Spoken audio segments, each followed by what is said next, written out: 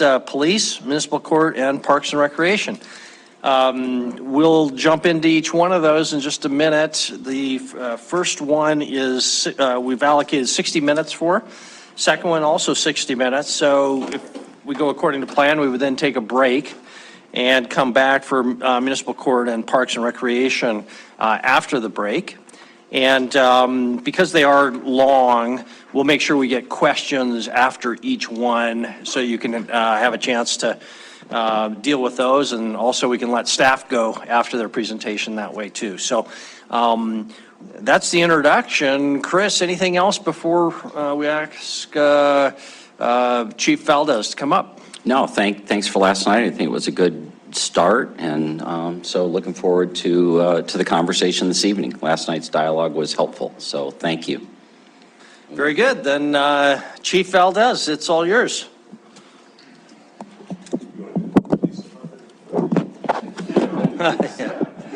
Or Parks, if you would like to. I'll have everybody confused then.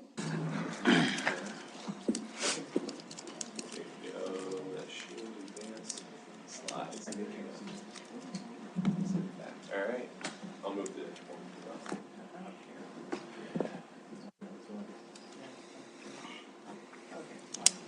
Okay. Thanks, Andy. Good evening, Mayor, Council. So thank you so much for allowing me to present the FY23 budget for the fire department. So in this, this year has been a year of a significant change within our department. The public safety mill levy was initiated as a result of the CPSM study.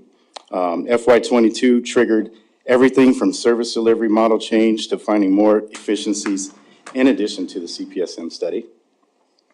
So this evening, I will highlight some of the more significant changes that took place even during this current year here. So,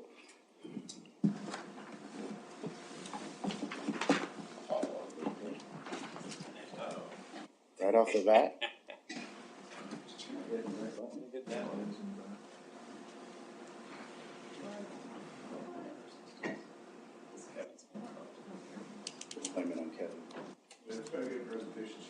All right, thank you. Everybody have a good night.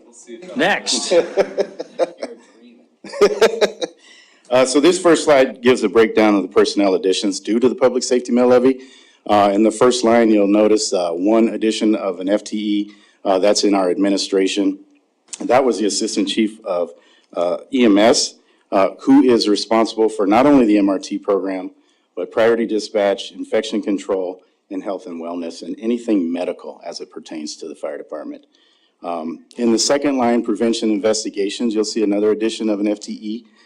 This was the position we asked for the deputy fire marshal that is responsible for something the community has never seen before here, and that's community risk reduction. So we're pretty excited about that new program. And in addition to that is identifying target hazards within our community. Then the third line in training, an addition of an FTE, and that is the logistics officer.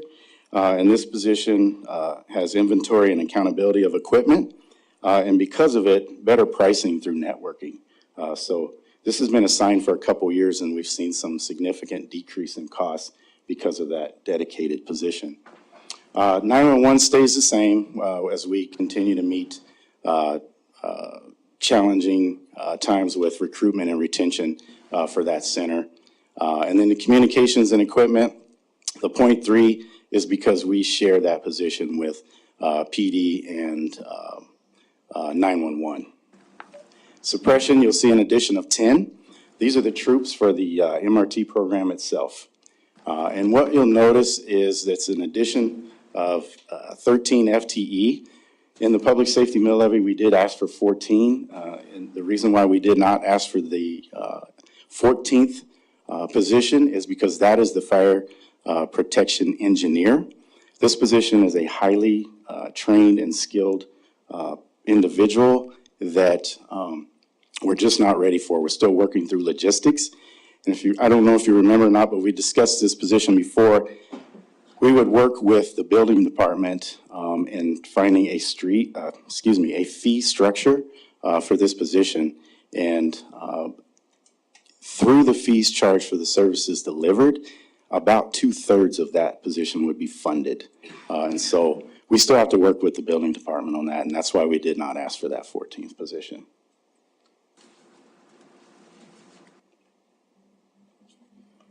Operating budget as it pertains to public safety fund, this is approximately $25 million, and 82% of that is personnel costs. What you'll notice is in the capital line item is $380,000 for this year is what's proposed. Last year it was $480,000. The reason for the $100,000 reduction for this year is we are actually starting to, it's in our deferred maintenance for all 9 of our facilities. And we're starting to wrap up some of those big ticket items in our facilities to take care of. And we should be done with those in this next fiscal year. And then we'll start to focus on more of preventative maintenance. And that's why you see that reduction for this year. Operating budget for all funds. This is everything outside the public safety fund. Again, if you go down to the capital replacement, which is the ERP, the equipment replacement program, you'll see a significant decrease in that as well. Goes from $1,088,000 to $249,000. That is where we purchase our large equipment, our apparatus, our fire trucks, fire engines, and brush rigs. We should be caught up for a few years now through this program, so we shouldn't be ordering any large apparatus for a couple of years. This next year, we anticipate a couple of brush rigs and maybe another chief's rig. So that's why you see the decrease in that. CPSM recommendations. So with this, we had 34 recommendations in total, and we are at about 28 either implemented or in progress. And when I say in progress, I mean we hope to have those completed by this time next year, essentially. The obvious one that we've talked about quite a bit through those recommendations is the mobile response teams. And that was to address substituting a large fire apparatus for low acuity type calls with a smaller vehicle. Maintenance, wear and tear, and fuel consumption were some of the concerns with that. And then also relieving some of the pressure off of the crews by having these additional resources. Priority dispatch, this allowed us to properly deploy the appropriate unit for the type of call. And since its implementation in November, we've seen about a 10% reduction in call volume. And we hope to see more come out of that with the augmentation of a better partnership with an ambulance company, along with the MRTs being implemented. We should get more out of this. Service agreement with the local ambulance company. So we're actively working with AMR to address current and potential issues. Some examples from that is a CAD to CAD interface. We're hoping to have that up by next month. We're working with Tyler Technologies, so it's pretty much out of the city's hands right now. What that does is, as our dispatcher is putting in the information for our crews, AMR is dispatched out of Spokane. They will receive that information simultaneously now and then have a faster response. So that's just an example of some of the things that we're working on with AMR to address. CPSE accreditation and credentialing. So I started this process myself last year and received my Chief Fire Officer designation last August. And what we're doing now is we're focusing on getting other personnel credentialed. Once we reach a certain number of these individuals, then we'll start down the accreditation process. So what does accreditation mean for the City of Billings and the fire department? Well, not only does it get our name on the map, so to speak, but what it does is it shows that we have done our due diligence and we've crossed all the T's and dotted all the I's so that when we go after grants, we'll have a stronger position for those. And then emergency management rep for the city to coordinate with the county. Again, recognized by CPSM that we didn't have anyone within our organization that could be a liaison with the county DES. And so we're actively searching within the organization right now to identify the proper rank and individual that would be our liaison to address any of the city's unique needs with county DES. So, next slide, please. Thank you. Facilities projects for FY22. So last year, the council was gracious enough to grant an FTE for facilities. And so that position lies within facilities, and then the fire department pays for that position. So we have a great partnership. And what we have found is this position has greatly increased oversight and productivity to get these projects done, those major projects on our facilities, in a timely manner. Northwestern Energy Lighting Rebate Program. Northwestern Energy continues to be generous with its rebates, and so we'll continue to replace our lighting in all of our facilities, and we're just about completed with that. We've gone from fluorescent to all LED, and on average, you're seeing about a 20 to 25% reduction on usage. Unfortunately, you're not going to see it on the bottom line because the cost per unit went up. So kind of a wash there, but at least the usage is down. Roof and siding replacement of stations 4 and 6 are complete. These were hail damage claims. And then roof replacement for station 7 is about to take place here shortly. And then drainage issues were already addressed. And then a fuel tank for station 7. We've never had a fuel out there. It's our furthest station. It's out at 54th and Grand. And what we found with the last unit that was out there that we just decommissioned, it would have to come into stations 3 and 5 to get fuel. The issue with that is over its lifespan, we figured that it was about 20 to 25% of the mileage put on that rig. So we said, maybe we should put some fuel out there. So that's what we're going to do to address that situation. New security camera system for all facilities. We've kind of had some unfortunate and nefarious activity in our parking lots. Some of our people's vehicles have been broken into, and so we're looking at putting up a security system and a key card system to have better accountability of who is entering and exiting our fire stations. Thanks, Andy. Facilities projects moving forward, going into the next year. So we have a parking issue at Station 1. Parking is at a premium, and as of Sunday, we have fully opened up all of our facilities again for tours, community meetings, and training. And so oftentimes that's at Fire Station 1, and there's just no parking. So we have an empty lot that's across the street from us to the north and just directly east of the 911 center.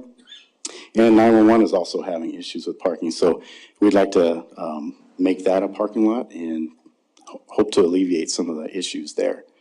Replace concrete ramps for stations 2 and 3, and that's actually 1, 2, and 3. For example, Station 2, the rear ramp has settled by about 2 to 3 inches, and it is actually separated from the apparatus floor and is showing rebar. So we'll get those addressed this year. Upgrade the fuel systems for all stations. So 5 of our 7 stations have their own fuel tanks. The problem is the pumps are the original pumps from the late 70s and 80s.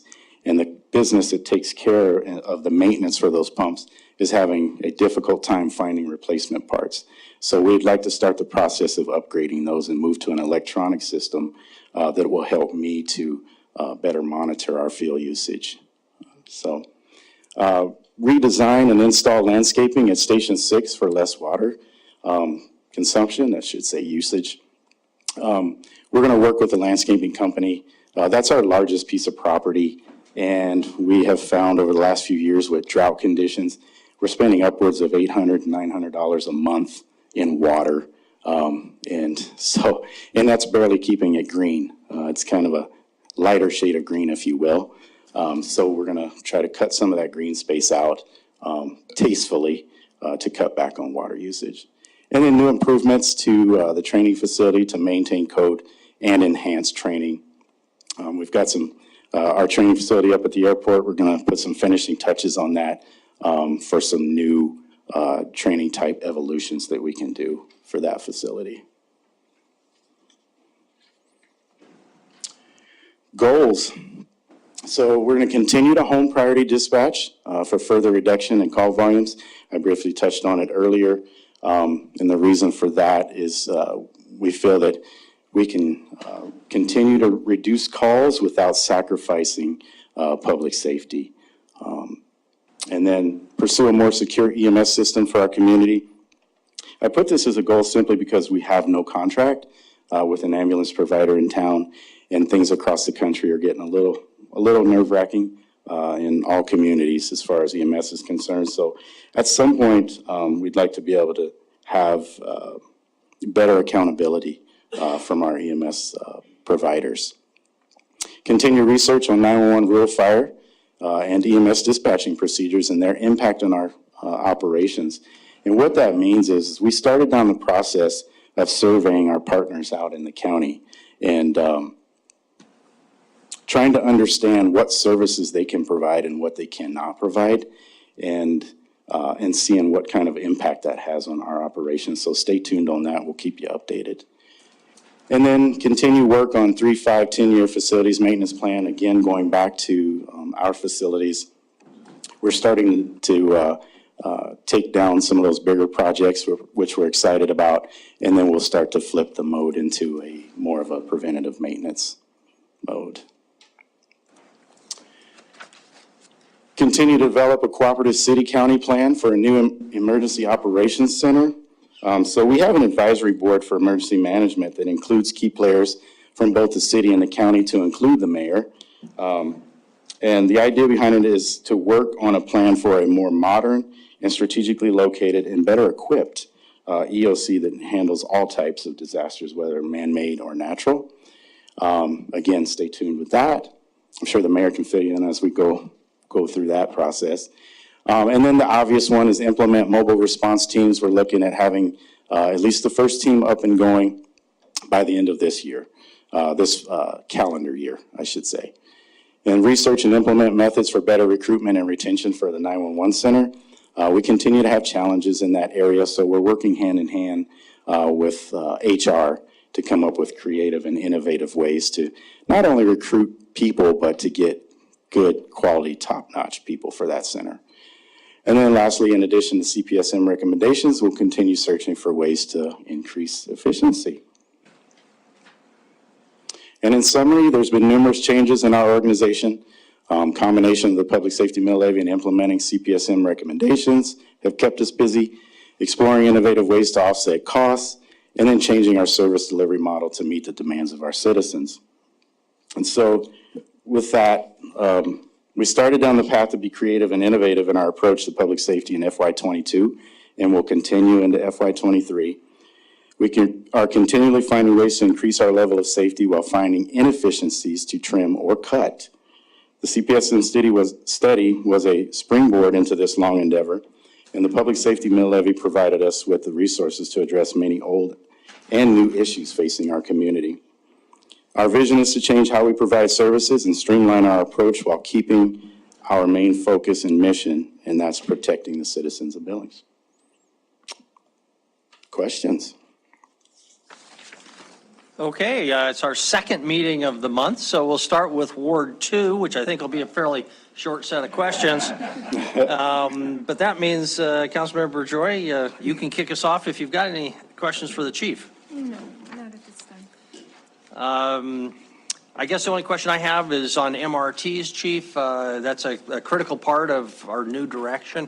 Can you give us a little more status report on where we're at on the type of vehicle? We've had discussions about that. When, if you've come to any conclusions that we should know about, or is that all on track? When would we actually see those teams, for example? Okay, so I'll address all that. So there's a lot of moving parts and pieces to this. We're currently working on a service agreement with AMR. Nothing's been signed yet, but some things have been agreed upon, and one of them that we're pretty excited about is we do have right of first refusal to get their equipment should they leave our community. So we're pretty excited about having that in place. And so what that does for us now is shifts the focus from having to get ambulances as a just in case to one of now going back to the original thought of whether they're 3/4 ton pickups or smaller SUVs at this time. The other pieces in play are how do we go about implementing this program? Some of the things that we're looking at is whether they're single role individuals or dual role individuals. There's pros and cons to both. And so we're working through a lot of that. Some of the pros with going with a single role system is we feel like we can get more quality medics out there that want to be a part of the program, but simply do not want to fight fire. So also with that, we can get that program up running much quicker should we go that route.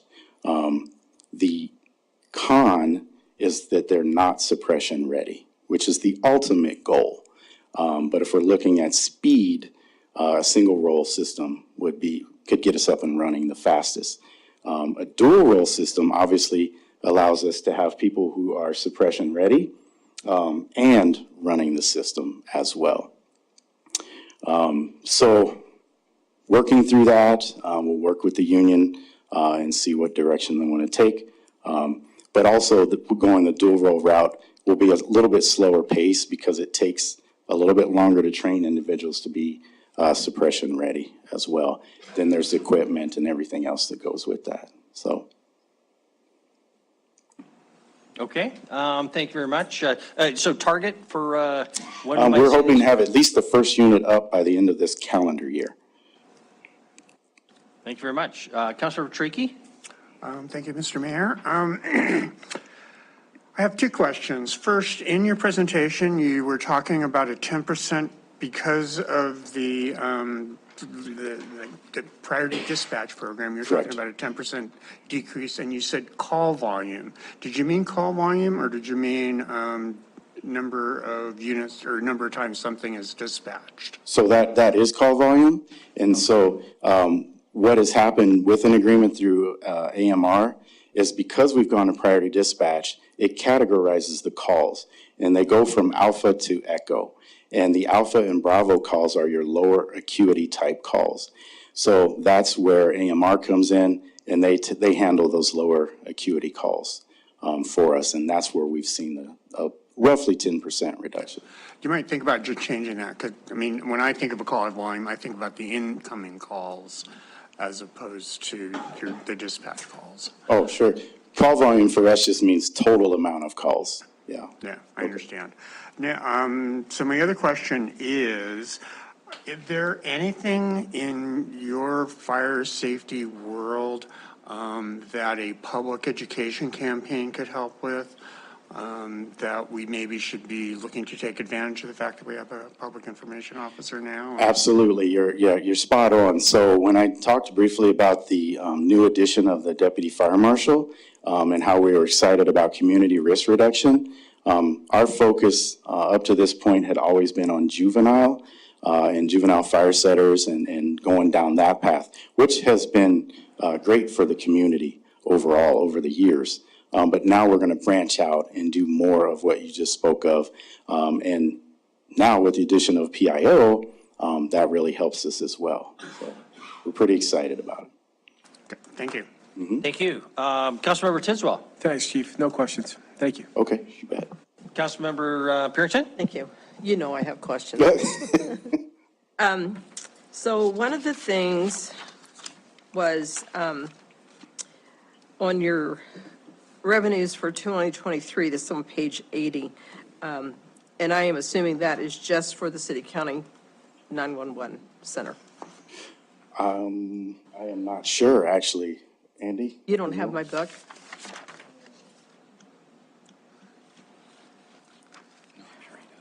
Maybe we'll have that for you in just a second. Okay.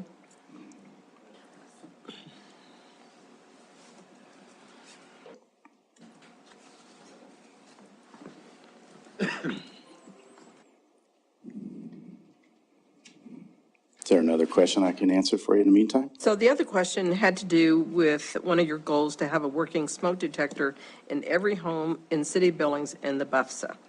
Do you have a projection how much that would cost?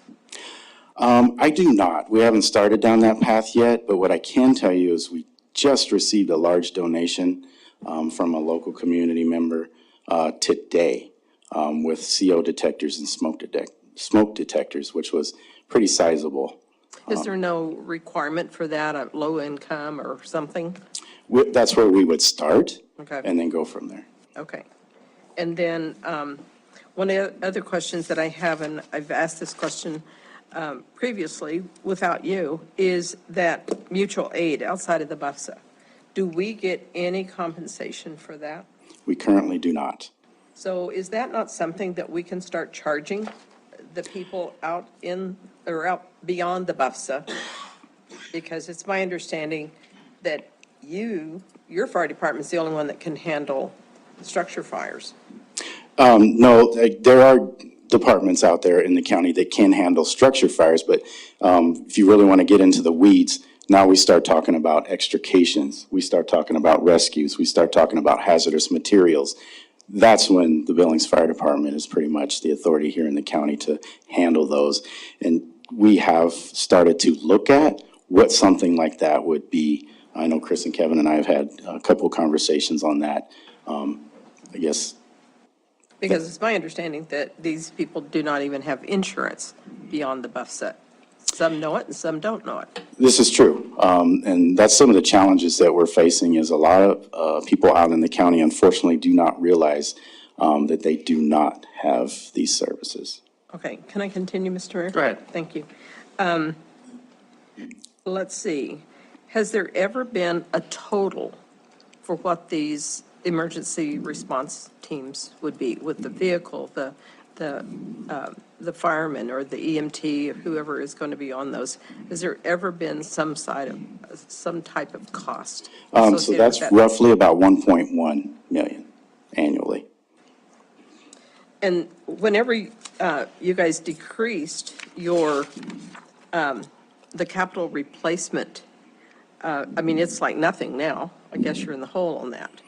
So are there enough reserves that if we have another fire truck that tumps over, or we have, I don't know if the purchase of these MRTs would go under some other budget line? So what would, so capital replacement, I think that's something that we've always said, good job, fire department, you keep us up. So what are the reserves for that? Yes, yep. Well, Fire department, is think- it separate? I think Go ahead, Chris. I'd answer about both. The equipment replacement, I heard Councilmember Purinton reference, and then CIP. So equipment replacement being, Yeah, so the equipment replacement plan has reserves for everybody that contributes, which is fire, police, library, anybody in the general fund, code enforcement, parks, yeah. So they don't have their own, Goes together. yes, there's no specific reserves that's for fire or the contributions are based upon your projected expenses relative to the fund. So the larger expenses you have, the more you're contributing. So fire contributes quite a bit. Okay, I think that's all for now, thank you. Okay. And I think your first question was on the revenue. Right. On slide 80, or on page 80 of the book, Yes. and that's up there, yeah. That's the 911 charge that comes in from the state. From the state. Beneath that, the city county 911 center, is that the portion you're talking about? Yeah. Thank you. Okay, thank you. Councilmember Boyette? Thank you, Mayor. Many years ago, the hospitals had their own ambulances, and they gave up because it was a losing proposition. Then we didn't have any, and then a private started, and it didn't work. Now we have MRR, or whatever, MRA. Why do we, the city, want to be in first position to buy ambulances? Because if we do that, it implies that we're going to be an ambulance service. Yeah, I would agree with you, and my stance all along is we truly do not want to be in the transport business. Unfortunately, across the nation, it's falling squarely in the fire department's lap, whether they want it or not. We are going to meet with the hospitals, hopefully soon, and see if they'd be willing to, or basically pick their brains and see what it is that they're looking at and what they might want to do as well. Maybe there's a partnership there, maybe they want to do it all. We have no idea, but we are certainly wanting to meet with them. But it won't be the fire department making that decision. It'll be this body making that decision. Absolutely, Right? yes. We'll just come to you with alternatives and what it is that you might want to do. Thank you. You bet. Thank you, Councilmember Rupsis. Thank you, Mayor. Chief, just a couple of quick questions. I'm not catching the capital plan for the MRTs. I see all the employees being hired. I don't see you buying trucks and whatever. You said you haven't quite decided what you're going to buy, but are we going to see a budget amendment for that later, or is that coming out of reserves? What's the plan to equip those? So if I'm not mistaken, we already do have money set aside Okay. for a couple of those in that capital, in the ERP itself. Okay, all right. Oh, so there's money in the ERP to replace equipment that we don't have yet? No, there was, I'm not sure exactly where it came from. The QRBs. That's right. So our old squads, that's where that money's coming from. Very good, thank you. And then the other question was, you talked a bit about the Emergency Operations Center. I'm not sure if this is going to fall under your budget or not, but we did hear a presentation about a 50% reimbursement grant through the EMPG for half a head count, or 50% for a full head count to fill that role. Is that in this budget? And if it's not your piece of it, maybe Chris can comment on that. So an EOC would not require FTE. Right now, we'd be looking at where the funding comes for the equipment of it. We already have the people in place to man an EOC. So I guess we were talking about somebody to work alongside Casey to handle the city side of the emergency preparedness. Oh, okay, so, yeah, that has come up. That's not a part of a CPSM recommendation, but that has come up as well. And I guess I'd also like to clarify the EOC, Emergency Operations Center. Sometimes it get lost in all the acronyms. The intent is for that to be a part of the new Law and Justice Center City Hall project. And the equipment for it, we're working with the county on and believe there's many grant opportunities. So that is the location that you currently have seen in the preliminary designs, is that the EOC Center would be up on the 5th floor of the new City Hall project. But somebody to work with Casey, is that We do something not. we're not doing this year, or? We do not have a proposed additional FTE on our side. I think, actually, what I heard the chief saying, don't let me put words in your mouth, is who do we identify as the key person inside the organization? Not that we necessarily have to have another FTE for it, but who's currently assigned to be that direct partner with Casey. Okay, thank you. You bet. Okay, Councilmember Shaw? Thank you. Thank you, Chief Valdez. I'd like to drill down a little bit more on the mobile response teams, and can you clarify some of the kind of, I realize this is getting into the operational side, but from where I'm coming from, I want to make sure that we are delivering what we promised the public we would deliver with the public safety levy, which we said these would be sworn positions in the fire department. Can you talk a little bit about what that looks like for you and the decisions that you're kind of making and how that would fit in a general sense, so that I just want to make sure that as we're keeping that integrity piece of we're going to do what we said we would do. No, you're absolutely right. And so it's kind of a twofold situation. And so I don't know if you remember, but when I went out and did the presentations, I basically stated it would be a division within itself. Now, what that looked like, we hadn't determined at that point. We didn't know if they were going to be single role individuals at that point or not, or dual role. Now, ultimately, we want them to be dual role. I'm simply stating that if it's a matter of speed, if we want to stand this up quickly, then we go with a single role route, and then eventually turn these individuals into suppression capable people. It's going to take a little bit longer to go dual role right out of the bat. It can absolutely be done, no question about it. So I hope that answers your question. Thank you. Yeah. So just one follow-up on Yep, that. you So bet. so if you go the single role route, that would mean hiring paramedics to staff this for now, and then fully integrating them into the fire department. Am I getting that right? Yeah, so what you're seeing is, so we're fielding multiple phone calls from individuals that are excited about this program, but a lot of these individuals don't want to fight fire, and we could create that division to be that way. We feel that we can get some very quality paramedics to run that system. And quite frankly, some people just don't want to fight fire. Some people are afraid they can't pass the test or maybe not pass the test. There's no reason that we couldn't run the program with single role. And what you got to remember is the whole reason behind running these MRTs was to give the engine crews relief. And so this would absolutely accomplish that goal, whether single or dual. Now, ultimately, dual role obviously gives us more troops for fighting fire, but that's not what these vehicles are going to be used for. They'll be, you know, if there's a fire in progress, we still get medical calls, and those units will be out there responding on those medical calls while our engines are taking care of whatever the incident may be.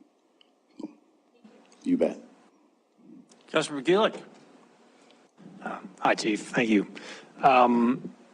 So you guys got a lot of things on your plate. You're doing lots of turnover and or not, changing the guard and whatnot, and implementing a lot of things. But when I heard that 28 of the 34 PSM recommendations have been implemented, or I naturally went to the 6 that haven't been. I'm just curious, are those items that maybe a following calendar fiscal year we'd be looking at, or is it, or are those things that we decided maybe we don't want to pursue? So 6 of those, 1 is a legislative issue that we're not allowed to touch. 4 are CBA, or collective bargaining agreement issues that we have to work with the union on. And we don't open the contract again until, well, essentially next year at this time. And I can't remember what the 6th one was.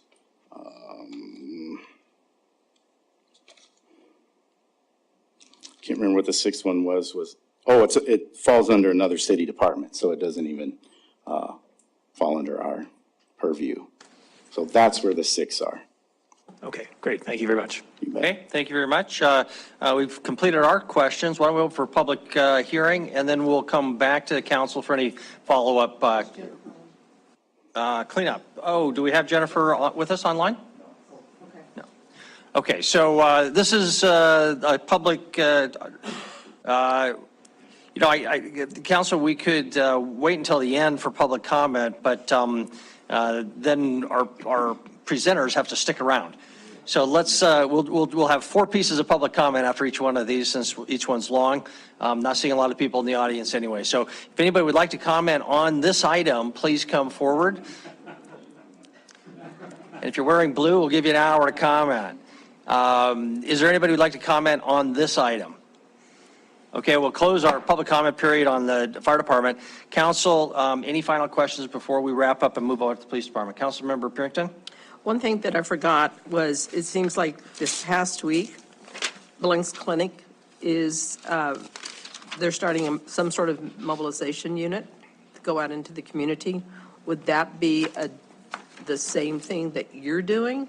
So, yeah, we did hear about that, and that's actually, that's one of our CPSM recommendations that they are doing.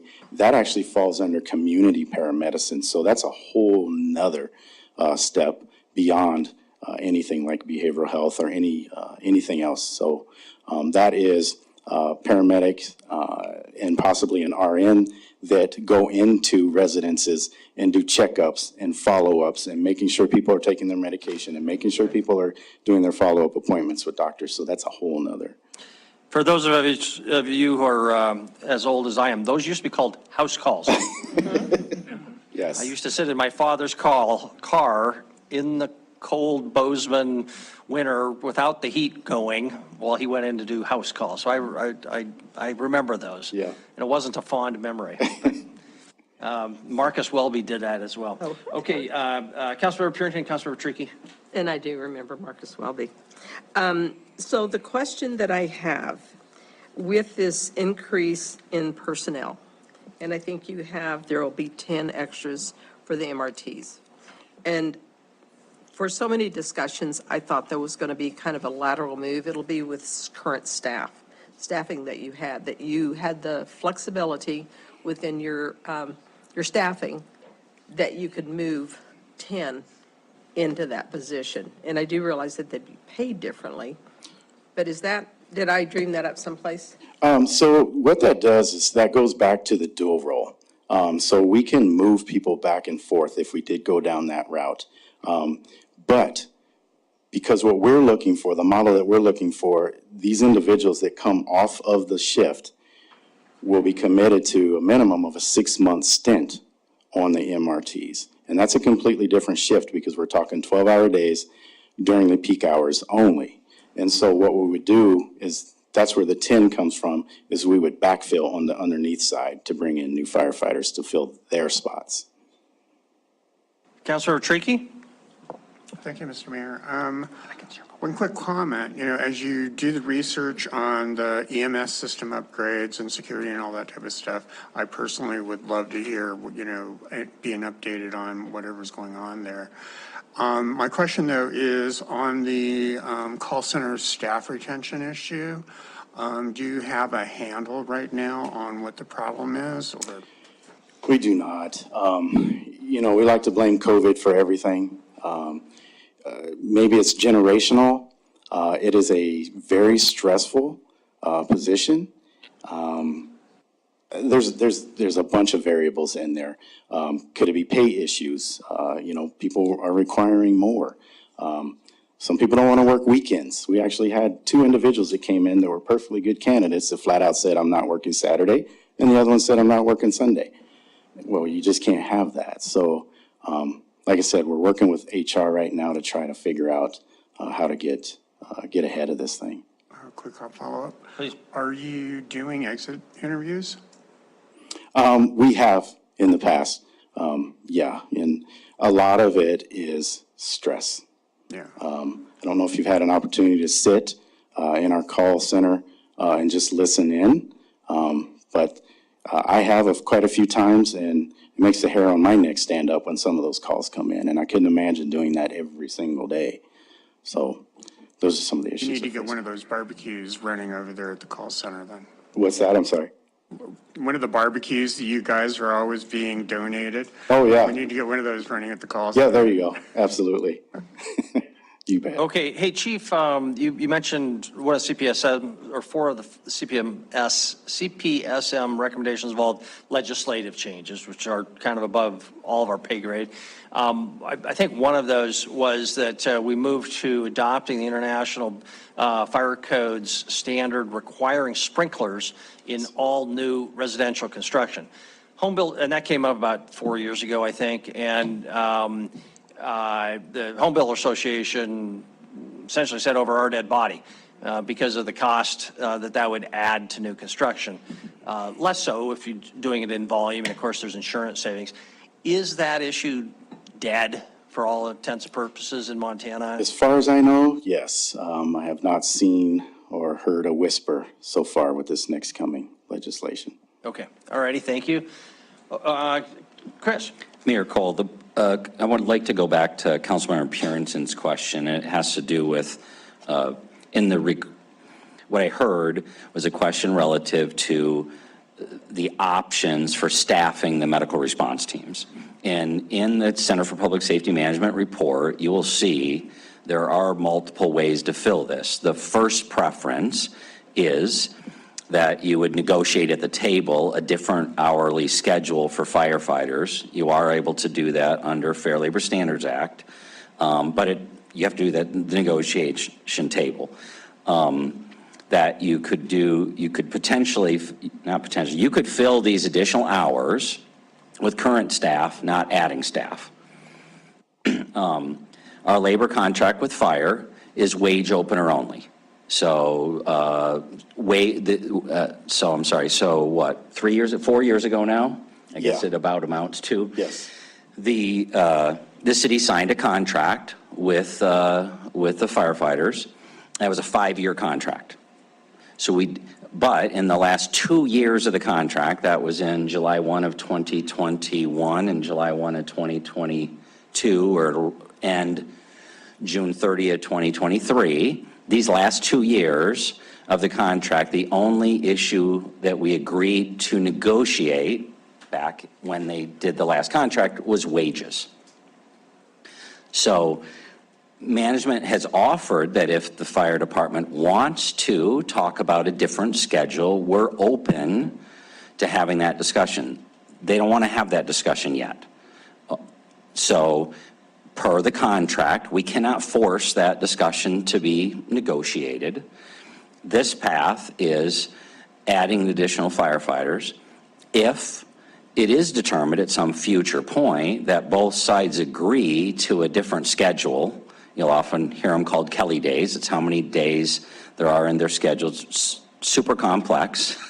But if that were something negotiated at the table, through attrition, you could, over not very many years, downsize the department to essentially fill these hours with the staff that you have at the time. So I do believe, A, we have to abide by the labor contract that we have. B, we have options, and the option doesn't box us in, I think, long-term, but allows us to start tackling the issue now rather than wait later, as we're all anxious for our commitment that we've made to the public that this was going to be a way to improve the efficiency of service delivery. So you're not thinking something that isn't the case. If you look at the CPSM report, you'll read that section. It'll talk about Kelly days, work schedules, or additional staffing individuals. All of those are ways to get to the same ultimate goal. Okay, thank you very much, Chief. Appreciate your service and your efforts here. Thank you. We'll move on then to a presentation by Chief 2, Chief St. John. It's all yours. Thank you, Mayor. Chief 2, huh? Okay. I'm not used to arriving after the fire department and being a second responder. That's what they usually do. But I have to say, I was very impressed with his presentation. I'm always, motivated and intrigued, and you'd be pleased to know, or maybe not, but I did consider joining the fire service at one point, but I thought I'd better finish high school first, so I did that and we moved on, so. Are you gonna stay and listen to this? Oh, yeah. All right, good. Well, Mayor, Council, good evening, and thanks for taking time to listen to the presentation here. Credit goes where credit's due. The budget was put together by Andy and his staff and one of my administrative specialists. Mr. Ripplin and Mr. Zeller will tell you they don't want me anywhere close to a 10 key. So they did the work on this thing, and the credit goes to them for getting this to where it is right now. So what I like to do is give you the bottom line up front. The acronym, we all like acronyms, is BLUF, B-L-U-F, but that's bottom line up front, so we know what we're talking about. You can see, starting from the 12 o'clock position and going clockwise, the lion's share of our budget, of course, is personnel. That'd be salaries and benefits. 79%. We do not sell a product, we provide a service, and our personnel is our number one asset. Work very hard to hire A-plus personnel, and what comes out the back end and the work product that you're seeing really speaks for itself. But like the fire department, that's where the lion's share of our cost would be 79% of that. Moving on would be operations and maintenance, O&M. That's all the stuff that we need to operate, fuel, tires, equipment, uniforms, all of that. And then to a lesser extent, our debt service and our transfers out. The debt service, we have some internal charges, of course, as does everybody else. We have some rent on our facility out at the BOC. And our transfers out, which represent 3%, is primarily equipment replacement. Like other departments in the city, we do make deposits and contributions to equipment replacement. So every year, we have the assessment on what needs to be replaced, and we hang on, as generally we're talking about vehicles. So the assessment's made, what we keep, what we need to purchase, and then that's how we pay for that. We don't have to come to you and say, I need X $1,000 to buy a new car that we didn't plan for. So that's what the transfers out are. The bottom line is $28,839,000 out of the public safety fund. I will tell you that a little bit later, our total operating fund will be $30,845,000, and I will tell you how we get there.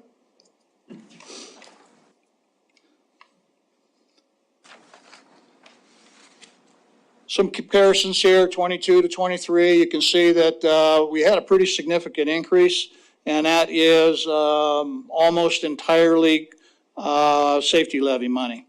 It was obviously you approved out of reserves previously, and now we start implementing that as we move forward. No other significant increases in the budget, but when you look at a 7% increase, which is really an anomaly, generally we're anywhere in that 1 to 3 over the years.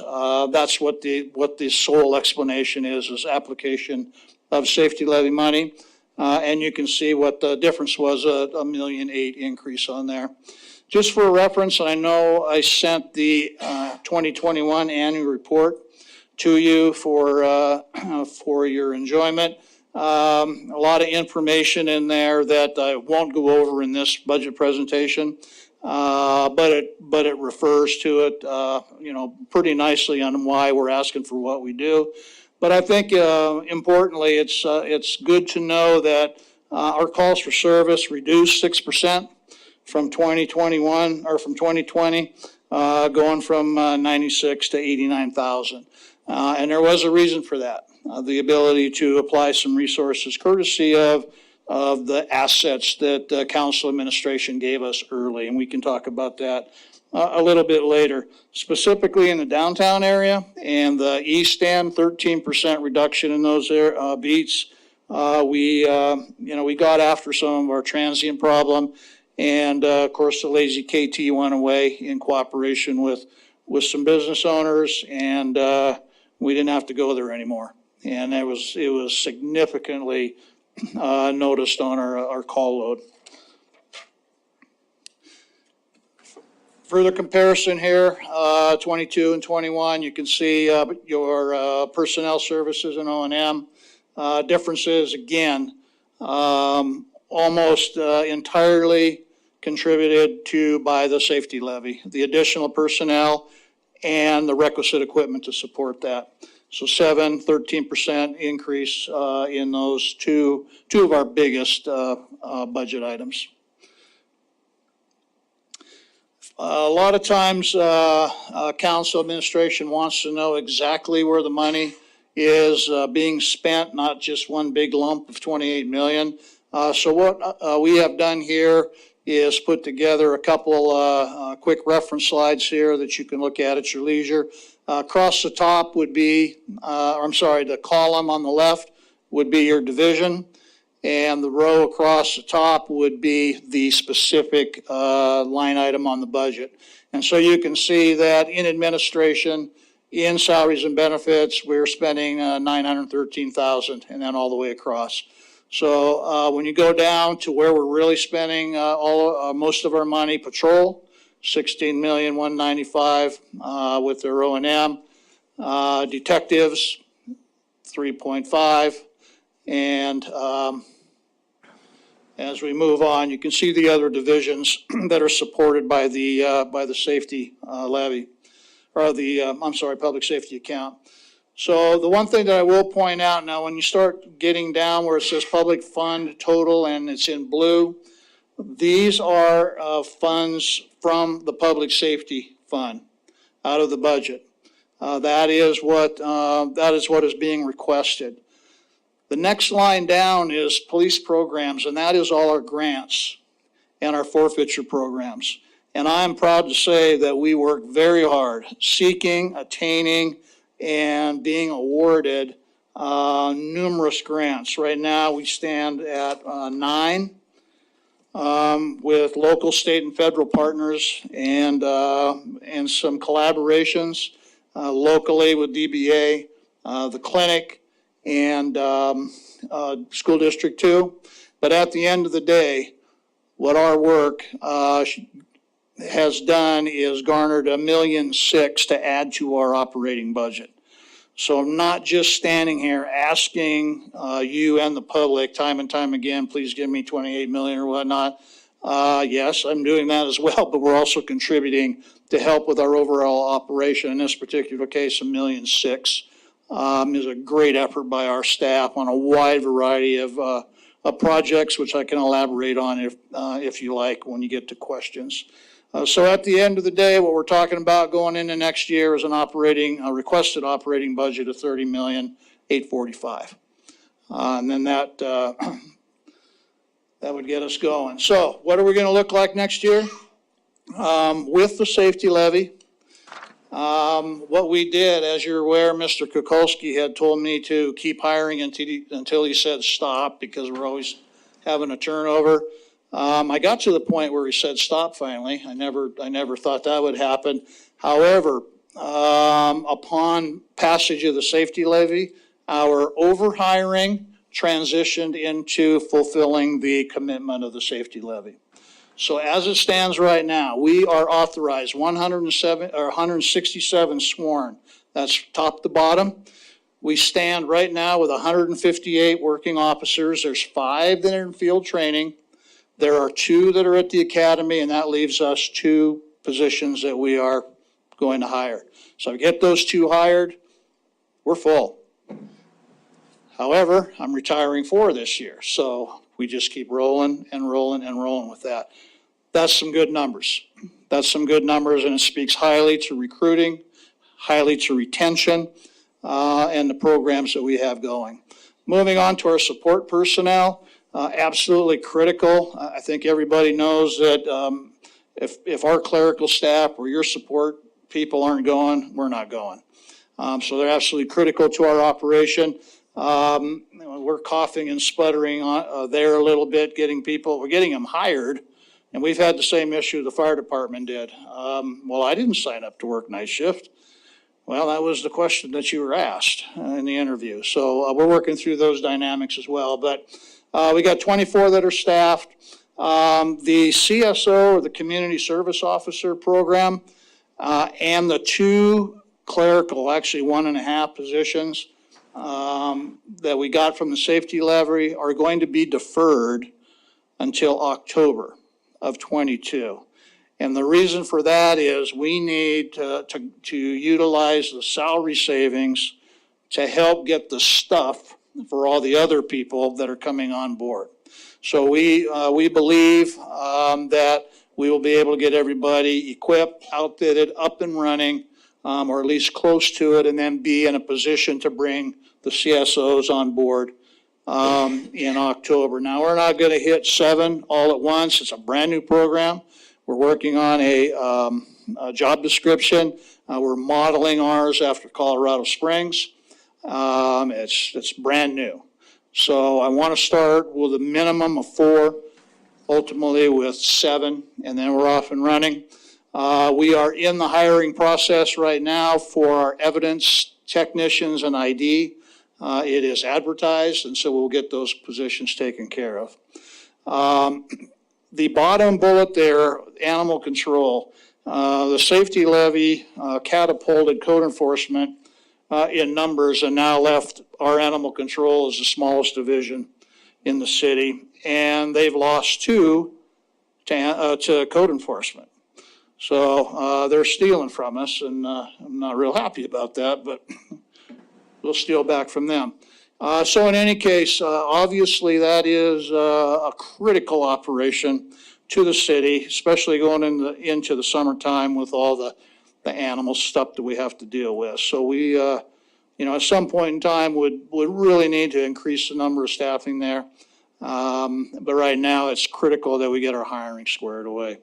I do believe in state law. I'd have to ask somebody with a law degree that animal control truly falls to the sheriff and is a county function, but he'll have none of that. I did offer him years ago to trade him straight across for the jail, and he would not take that, and I think he's regretting that decision right now. So, and so we've had great success thanks to the citizens. Thanks to council support, thanks to administration support over the years.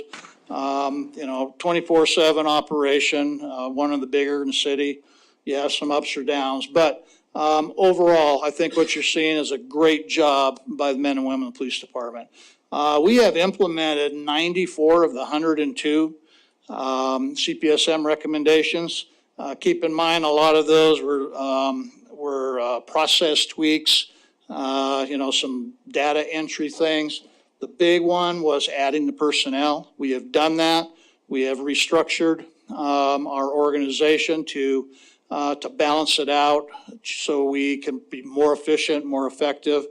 We've dissolved some units that were problematic, and we are now starting to get information to report to you, what CPSM looks like in relation to the safety levy commitments.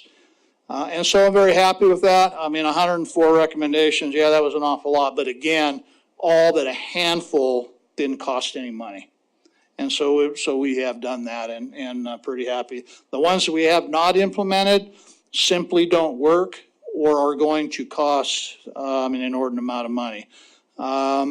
Suggestions, for example, to get into a software program to help with your statistics. Well, as you're aware, once you go down that road, you are committed. And so you're going to be paying for updates and it just gets expensive.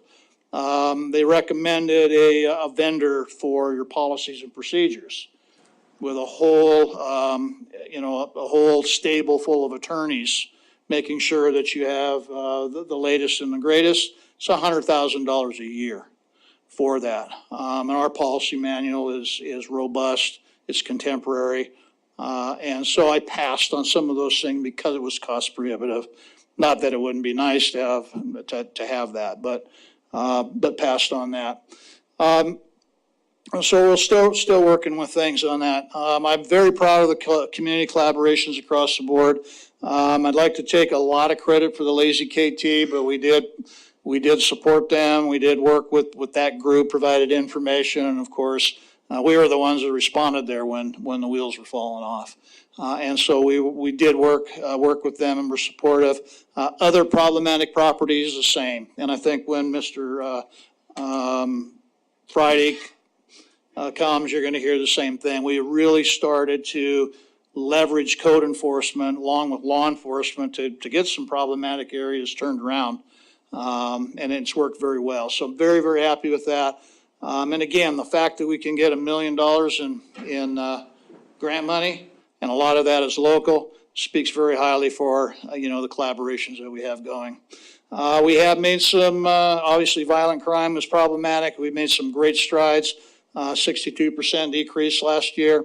Violent crime continues to be a problem. And that's a whole nother meeting that we can talk about. It is one of our strategic objectives, and we're making some headway. But when you can turn that down, turn 62% the other way, that's good work. That's good work. And yeah, true, it's not all police work, but if they're going to blame us for it, I'm going to take credit for turning it around. So good stuff there with more to follow. And then we work very hard on community relations. We make ourselves available to visit, to take meetings in public if necessary, to be transparent, to be open with stuff. And we will continue to do that, and it pays dividends. I look at it as putting a deposit in the bank of goodwill. And, when something bad happens, and it does, and it will, I got something to withdraw. If we don't have anything to withdraw, then it's not pretty. So we'll continue to do that and make ourselves available for the transparency part of it. What are we looking at? Same thing you wrestle with on all fronts. Increasing population, of course, for us, going to correspond with more calls for service. They're going to just do more stuff and more people out there. The increase of violent crime we're trying to turn down. Again, aggravated assaults is the number one thing. That's what we got to get a handle on. That's the one that's sending our statistics off the chart. Everything else has been going the other way and pretty much stagnant. But aggravated assaults, what we have to work on. And then complex problems throughout the justice system. Again, You've listened to all the stuff, you've heard it. I will tell you, that we still have an issue at the jail. As of today, they were taking nobody. That we still have issues with, an overburdened, justice system. So prosecutors overworked, defense attorneys, everything that you've seen, everybody still exists. A lot of work is taking place on the back end of that to try to relieve things through working with Department of Corrections, probation, parole. We have lines of communication open at the legislature to try to relieve things there. And a lot of you are aware of the work that's been going on there. The one thing that I will tell you that, when we look at the challenges as we move forward, obviously, we need to continue to find that sustainable funding. I think that's going to be difficult and going to be long lasting even after all of us are gone, trying to find that. Calls for service increased. Obviously, we want to keep our staffing where it needs to be. Recruiting and retention remain a priority. Specifically and identified in several areas is we'd like to be able to recruit, hire, and retain more Native Americans. Our minority breakup of the department is pretty good, about 19%, but the number one minority, if you will, would be females. We have blacks, we have Asians, we have some mixed race, but we do not have any natives. And there's reasons for that. It's a stringent process. We try to tell people, just don't say, hey, the cops are hiring, go fill out an application. It's a recipe for failure. As you're well aware, the Citizens Police Advisory Board is up and running. We have a Native representative there, and that's one of the charges. And so we presented our hiring and recruiting process and got the dialogue going with that. So we understand and are working on that. However, I'm not just going to check a box. I want the best coming out at the end of the process. And so we'll continue to work on that. So the technology we talked about, it's extremely expensive. Our body camera program and the server and the space, trying to maintain that. We have virtually everyone in the department has a camera, and our patrol officers have a camera. And that, of course, causes, needs in storage and servers and replication when people want evidence, they want to see it. And so that's along with other things. I think if we didn't have the technology costs, we'd be rolling in the money. But with body cameras, our MDTs, our computer stuff, that's expensive. It's expensive. So we're making sure we're on top of that. We're always mindful of issues surrounding police reform. Attitude of the public, attitude of the officers, morale, discipline, transparency, preparing for the unpredictable. And what would that be? Most recently, I know the mayor was touring the ditch. We've been working with the fire department, public works, and made some other contacts on what's the contingency if that thing goes again. Okay, that's the unpredictable. Things like anything that pops up. So we need to be on our toes and ready for that. Just to digress a little bit, the complex problem on the justice system, the one thing I want to report to you on a regular basis, we created a new disposition code for our officers on whenever they go to the jail or whenever they don't make an arrest on a warrant. So it's either they can't get somebody in, the jail turns them away, or they don't arrest the warrant, whatever the case may be. January 1 to April 29th, they use this disposition code 369 times. 369 times somebody that could have, should have been arrested, possibly incarcerated, was turned away, was not arrested at all because of the jam up that we have in the system. I know for a fact that those people, some of them reoffended because they know they're not going to jail, there's no accountability.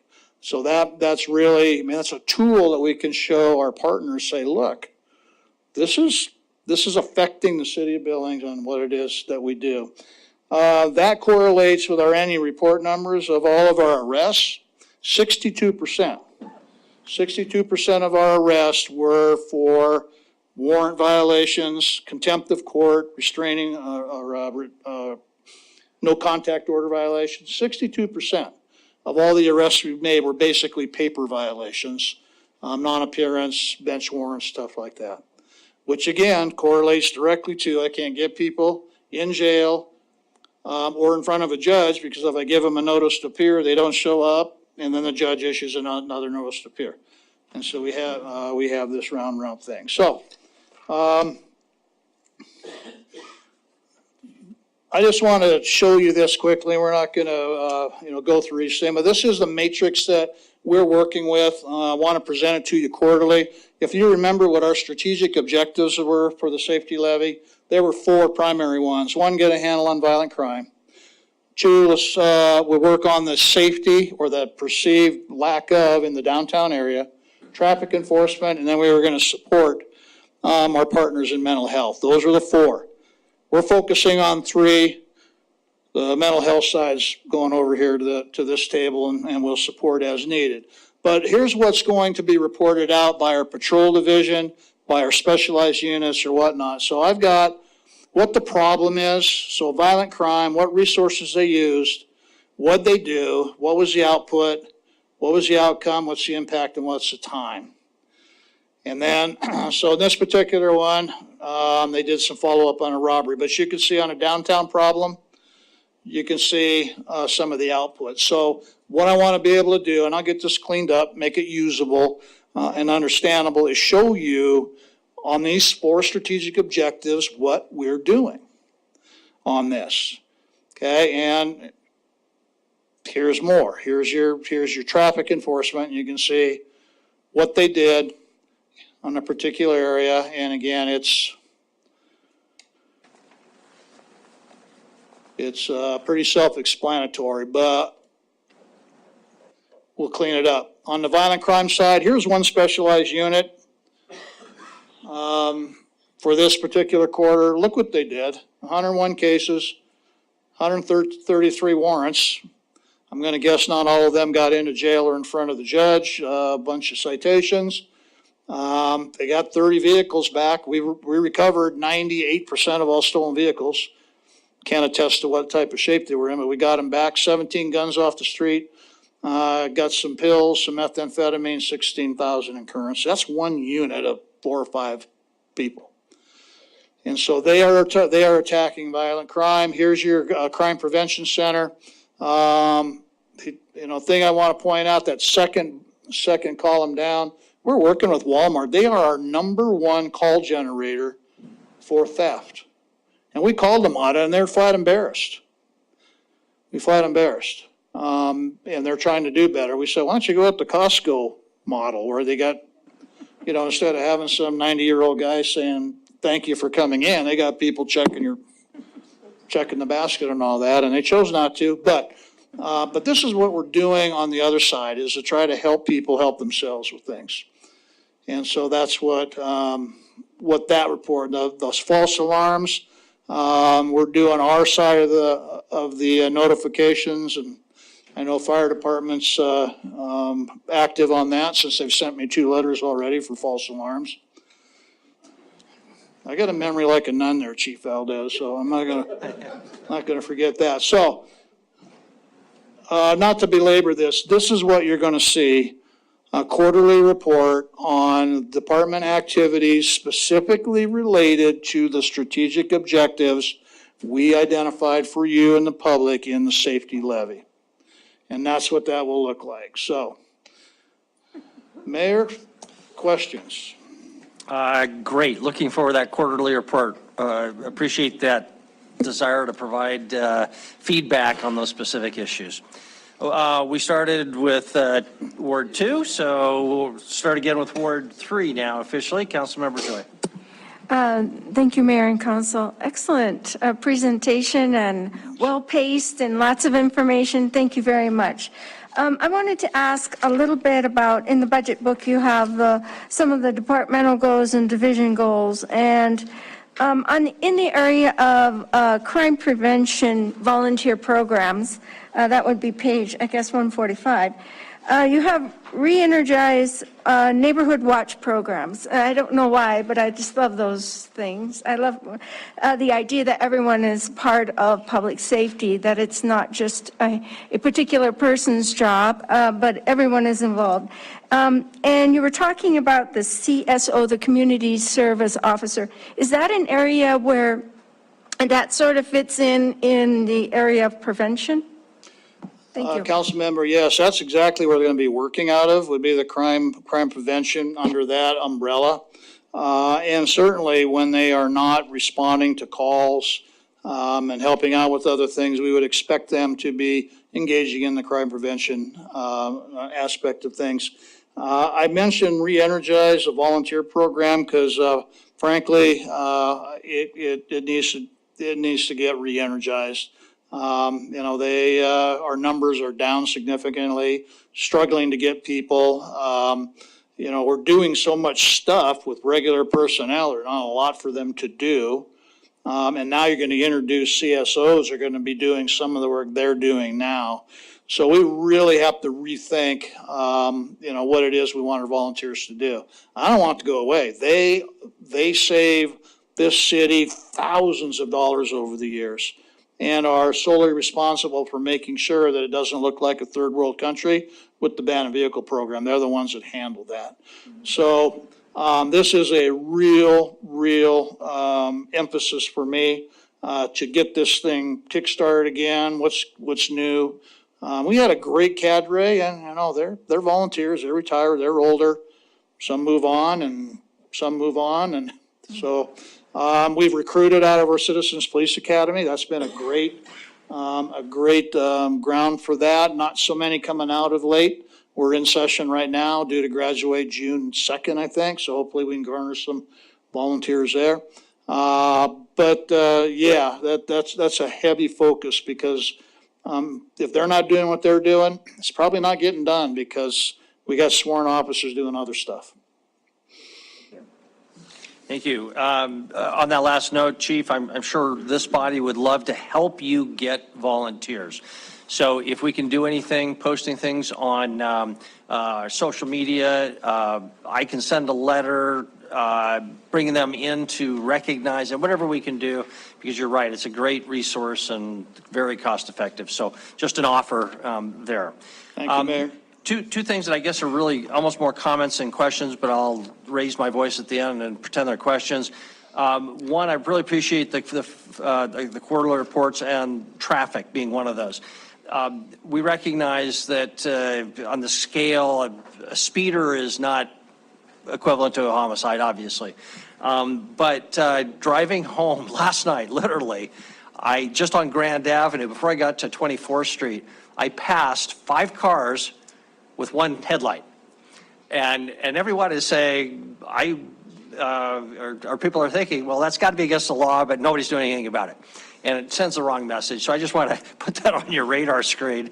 The world's not going to come to an end with one headlight, but it might actually if you're out in the middle of nowhere and you lose that headlight. But that just really struck me.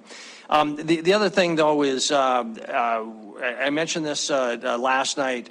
Some of us were fortunate enough to take another tour of the jail, and it was really struck home how many of the people in our guest hotel are there on felonies, and what little room there is for anybody there on pure city misdemeanors. Well over 90% there on felonies.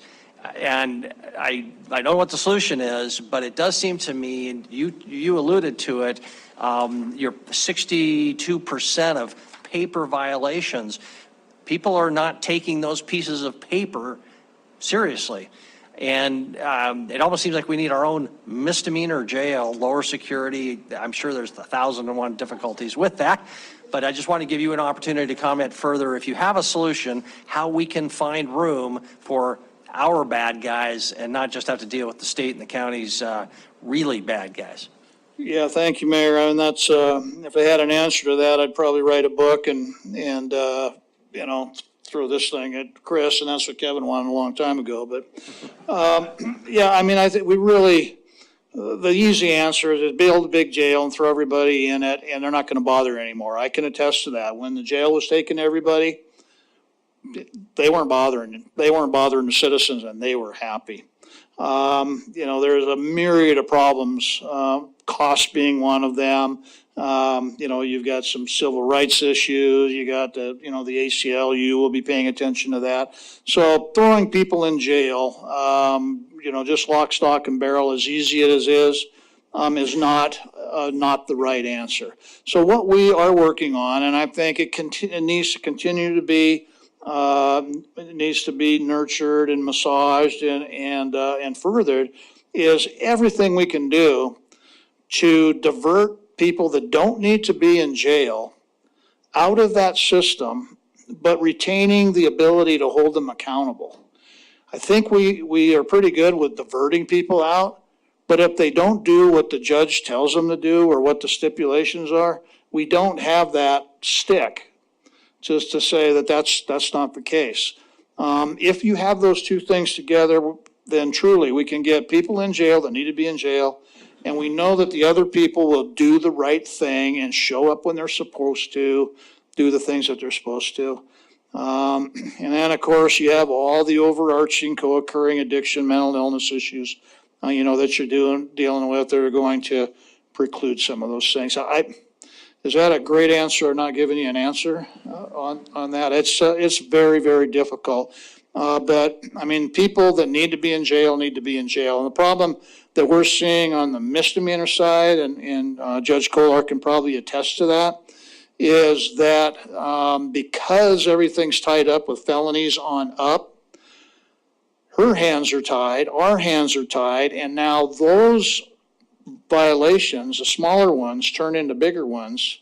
And that's what your constituents keep seeing. It's the same people shoplifting, breaking into their car, you know, defecating, urinating on the sidewalk or whatnot. And that's what you hear about. And so if we can divert those people out, keep the bad guys where they need to be, yet be able to hold them accountable, I think you got something there, Mayor.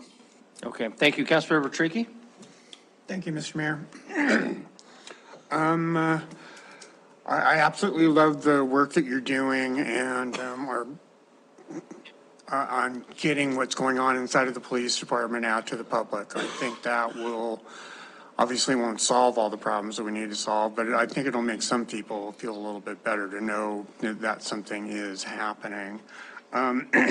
Along those lines, what is your current thinking and where would you like to go with, say, a public education budget to deal with issues that you're dealing with on a regular basis? Council member, if it is your desire to give us a public education budget, I will take it. Right now, we carve that out of our PR department and use that as part of our hiring, recruiting, retention, and then our crime prevention center, aside from crime prevention, is also doing education. They're out, you know, teaching, educating, advising. Our PR officer is CEPTED certified, crime prevention through environmental design, if you remember that. So we have that going on. And then every officer, you know, that I know is always getting called to talk at a school or at a function, a service organization. But if you were going to carve out a standalone public relations, you say public education, I would not say no to that, and we'd put it to good use. Most definitely. Thank you. So just more of a comment than a question because I don't really want to get into it tonight. But at some point, I would really love to do a dive into the drug forfeiture fund, how it's working, you know, what's going in. Right now, all we're seeing is what's coming out. I know that the state legislature did do some good things in order to make us not the worst in the country, but I'd like to see exactly where we're at on that right now. And That's it. Thank you. Thank you. Councilman, I will just say that, the drug forfeiture fund, there's two, there's state and federal. The guidelines and stipulations are very strict on how funds come in and how they can be used. We follow the rules. Essentially, what people are afraid of and the system guards against is what they call policing for profit. Which is, chief needs a new rig, go out and seize that car. We do not do that. I mean, it is legitimate investigations. The seizures go through the court. Defendants have due process, goes through the forfeiture process. And because there are multiple agencies generally involved, it's a split. And it is against federal law to budget drug forfeitures into your budget, because then that is policing for profit. Details, Andy can provide that, but in general, but that fund kind of goes up and down depending on what we get into, and we use it to pay for stuff that's outside of the budget. It supported our body cameras, it supported our MDTs, things that are not in the budget. That's what we use it for, and that's what it's designed for. Don't use it for people. We use it to support the operations, and that's exactly what it's designed for. In general. Clarification then? Sure. So I heard you say, and I just want to make sure that this is what you meant. We don't receive a dime until after a court makes a decision on it? That is correct. Okay, thank you. Councilor Tidswell? More of a comment than anything, but I appreciate the work that you do. Thank you. And I will scream the entire time that I sit here that the biggest problem that we have is not enough space. There's no doubt about it. I don't need to visit the prison to know that. I see what's happening, and I will scream the entire time that I'm sitting here for more space. Thank you. Thank you, Councilmember. I appreciate that. Thank you. Councilmember Purington? Thank you. So on page 5 of your PowerPoint, you have training in a total amount of $239. Does that go for training of your new police officers, whether they're post, if you have to make them post-certified, and then also the ones that go to the academy? Yes. So is that part of that budget? Yes, any cost associated with training officers comes out of that budget, and we actually, I believe, and I'll have to double check with Andy, we did ask for an increase in that because of the number of staff that we had coming on board, and I think he was gracious enough to give us a little, not as much as we'd like. But training is very expensive, but it's very necessary. And if you don't train your officers, and you're a liability waiting to happen, especially with some of the specialties that our people are involved in. Great, because I didn't think that sounded like very much, given that. It's not. Okay. It's not, and it's just a testament to, officers have to put in for training. Mm-hmm. They get selected based on department needs and where we're at. And so we're not just sending everybody nilly-willy to something that they may or may not do. And so we're very selective with that, but it is an expensive prospect. And follow up, Mr. Mayor? Please. So we've been discussing in our land use discussions, annexation and whatever, and we get a report from your police department that your services are getting spread thinner as you move out into the outer limits of annexation. Do you not have any other comment other than they're just, we're spreading thin? Go ahead and just say it. No, well, I will, and I've mentioned this to Mr. Friday as well. I mean, I sound like the town crier in these meetings with my comments, and they are cookie cutter. And I'm not going to, especially when we get additional resources from the safety levy, I'll continue to say, well, we can't go there. We can go there, but we're getting further and further out. And it takes longer for our officers to get there. It's not acceptable to drive 100 miles an hour across town. And so I'm not saying we can't do it, And if you will notice, my verbiage changed from has adversely affected our ability to may. Because before you authorize additional staffing, it was a has. But now you've given us additional staffing to alleviate that, and it may. But if council continues to annex and develop and push the boundaries and the limits out of the city, without those resources, it's the same situation, regardless how many people you have. You're pulling your officers away from the core to handle stuff, west of Ironwood, and now, south over there by the Transtech building. We can get there. Absolutely. I just don't want to go 100 miles an hour and run into a family in a van, because that's unacceptable. That's my admonition on that. Thank you. So when you're talking about recruitment, and I know had this discussion at the detention facility, have you ever tried doing junior patrols that come out of the community college? I mean, I'm sure they have to be 18. And so is that even in your wheelhouse, or you don't want that? Absolutely, council member. We recruit colleges. We hit the high school fair, job fair. We throw the net far and wide. Now that I have an administrative sergeant, courtesy of the safety levy, we are all over that. She created a new pamphlet, just put together a new recruiting video. Very, very aggressive with the thing, because we can now. And again, we don't have a problem getting people to apply for the police department.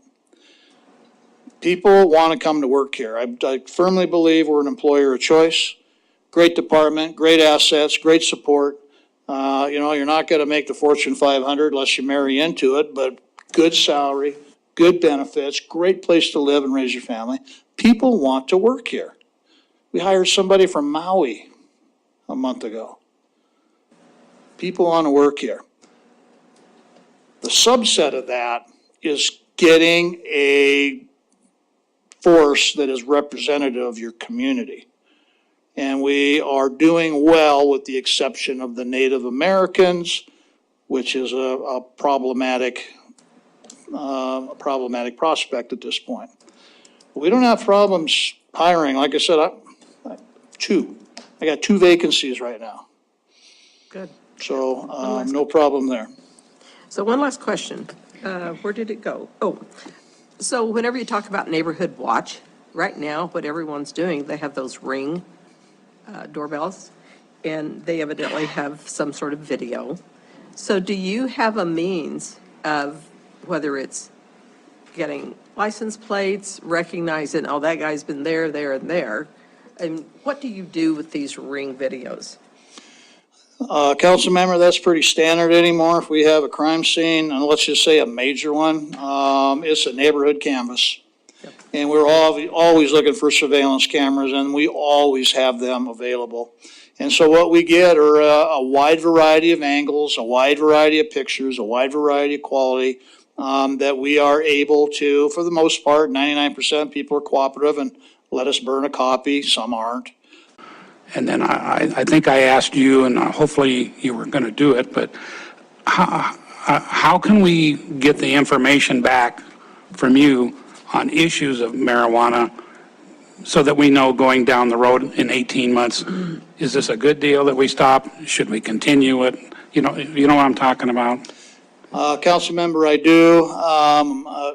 And we're struggling to get information that would be useful for you. When we get an arrest, I just get an arrest based on drugs, and here's what we seized, or here's what they're doing. What they're doing now is a bit more problematic because the marijuana use is legal, or at least some of it. And so that's going to be a bit difficult for that, but I will tell you unequivocally, if I find methamphetamine, if I find fentanyl, if I find heroin, I'll guarantee you I will find marijuana or paraphernalia. Guarantee. And if the pro-marijuana group were here, they'd yell and scream behind me and all that, but it is true. That all goes together. So there's your empirical evidence that it's problematic. Now, going to the issue of the recreational, we're still really early in the game as far as any impaired driving. Where did you get it? Do we have any violations of a dispensary, for example? I don't believe we've had any, and they're in the county for the most part, any burglaries or robberies of dispensary personnel. Because it's a cash business, you have those situations. But again, we're very early into it. So those are the things that if I can pin it down and get you something useful, that's what we're looking to provide for you. But right now, it's present. It's not our number one threat by any way, shape, or form. Methamphetamine, fentanyl, absolutely our number one threat. Methamphetamine really driving the criminal activity.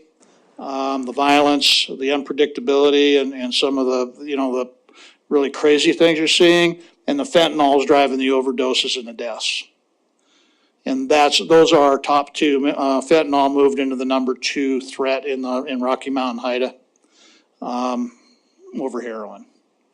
Essentially the same thing, but hopped up. So, but I will guarantee you will find evidence of marijuana somewhere. If we run into those other situations. But if I can pin it down, I'll certainly get you information to, make some decisions if you need to.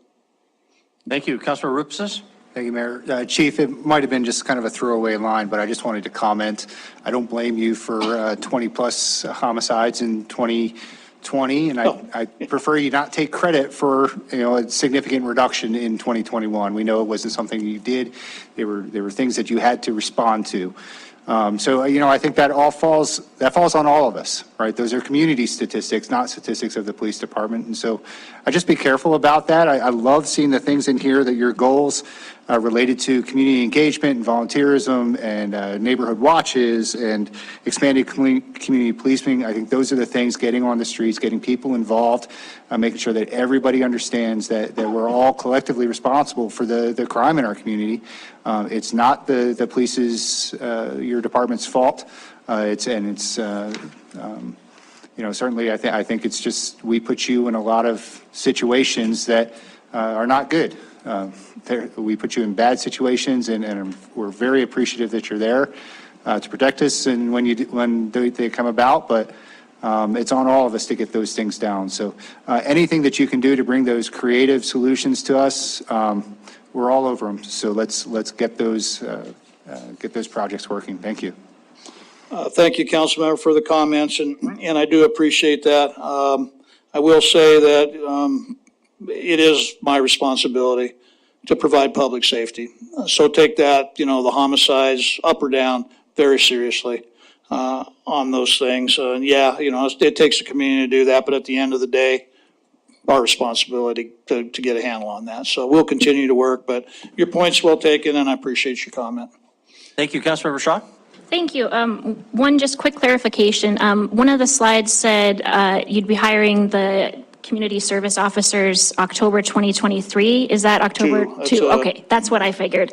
Just wanted to clarify that.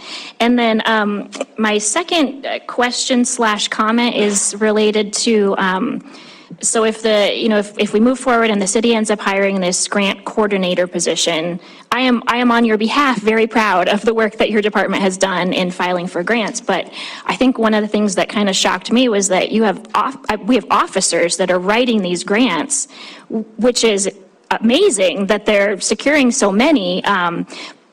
Do you need more help in your department specifically for the writing of grants? Because that is a specialized skill that I would not expect a regular officer to have. Okay, Councilmember, thank you. What it would do is certainly free up our time. And when I have a sworn officer and the one that's writing the grants for the DVI stuff, she's a DVI investigator, and I'm tying up investigative time doing grants. And so to have somebody dedicated to that would be most helpful. It would fall right in line with all your CPSM recommendations. Don't have a sworn officer do something that a civilian can do. So yes, it would be most helpful. On the other hand, I encourage our officers to seek out and put in for grants. We need to be mindful that we don't overrun our headlights and end up with, well, for one example, it's like, yeah, $500,000 is available, but we got to come up with 125. I said, no, we're not going to do that. So paying attention to those type of things. But I don't, I tell them, don't go looking for no. Go fill your stuff out, and, if you get it, you get it. We got 1.6 million, so, yeah, they're pretty good at it. They know what to put in there, and they have a lot of help. There's a lot of people to bounce things off of. Just a comment, so please thank them on behalf Absolutely, of this yeah. body, that's really that's a tremendous achievement. And just be thinking about, would you need a full-time position for this, or I'm talking for the future, but I would really like to know that for future planning. Thank you. I would probably kick that question to administration on whether, not just a PD grant writer. I mean, I can't imagine we're the only ones that are seeking grants. That it'd be maybe a city grant writer would be better bang for the buck. But again, like a public education budget, I won't say no if you give it to me. We'll make very good use of it. So thank you for your comment. And Chief, great minds do think alike, so we do have in our budget a citywide grants coordinator and person to seek private donations, and maybe there's some sharing of that kind of resource going forward. So, Councilmember Gulick? No additional questions, thank you. Okay, thank you very much. Thank you. We'll entertain any public comments then on the police budget report that you just heard. If there's anybody in the audience who would like to comment, please come forward, and the chief will step aside if you do. But nobody's rushing. So we'll close our little public comment period on that. And back to council. Council, are we ready to move to either a break or municipal court, or is anything else for the chief? Councilmember Purington? I have one question regarding fuel costs, I guess across the board with all departments is exceedingly high. And I mean, it is for everybody.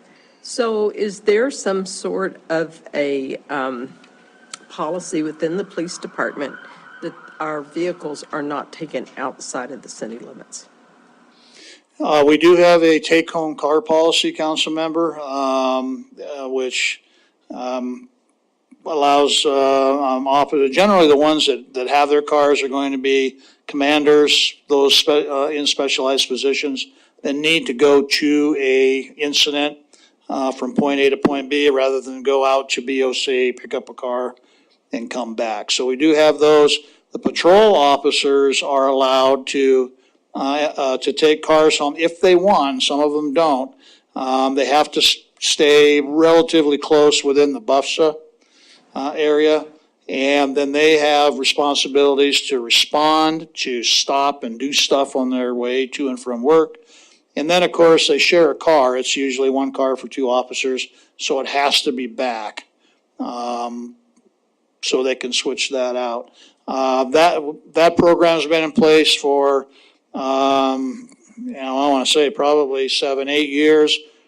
Great comments from the public, of course, because you have visibility, you have cars. Very, very, very few incidents of our cars getting vandalized. And then we were able to, get cars deployed. The reason why we went to this specifically, you go back to 2010 and the tornado, essentially cut the heights off from the rest of the city. And the only way that we could get there, because Aronson wasn't done yet to speak of, was we had to go all the way around and come in from the north. And so now, let's assume we have another situation like that. Well, let's go modern day. Perhaps the ditch gives way and we're cut off. And now we have vehicles that are pre-positioned, assets pre-positioned on the north side of the town. We find that the cars are better cared for. It's been a good program. Councilor Tidswell?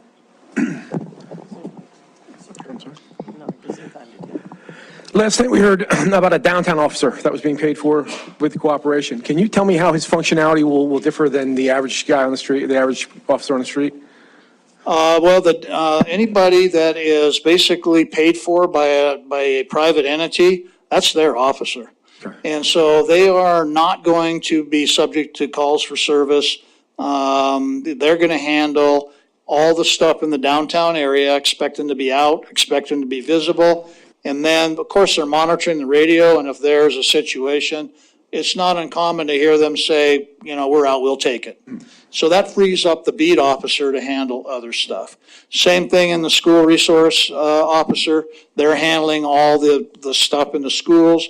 Same thing at the hospitals. You have officers that are handling the incidents. If you didn't have them there, then you're pulling assets off the street to go deal with that. Great. Thank you very much. Councilor Tricky, you had something? Just to follow up to that, would that be a solution to the problem at Walmart? Have them hire, well, they certainly can hire off-duty. We haven't broached it if you want your own officer. You know, we're selective on what we go on now. I mean, that's why you have people continue to steal, because A, they don't get stopped, and B, the cops don't show up. And so, yeah, I mean, I guess it is. It's whether they want to pay for it. It's ultimately their corporate's decision what they, you know, what level they want to entertain. And right now, they're okay with where it's at, even though we said, you are the number one generator of calls for the Billings Police Department. So. Okay, thank you. Chief, appreciate your efforts. Thank you, Mayor. I appreciate it. Council, thank you for your support. Okay, thank you. Okay, Council, it's 7:18. Judge Kolar, we appreciate your being here. We're anticipating about 30 minutes for your presentation with questions. Less than that. It's 7:18. We'll leave it up to you. We can either take a break now, we'll come back, and everything will be fresh, or if you would like to go ahead, then we can go a little beyond break time. What's your preference? Let's go. Go now. Okay, come on up. And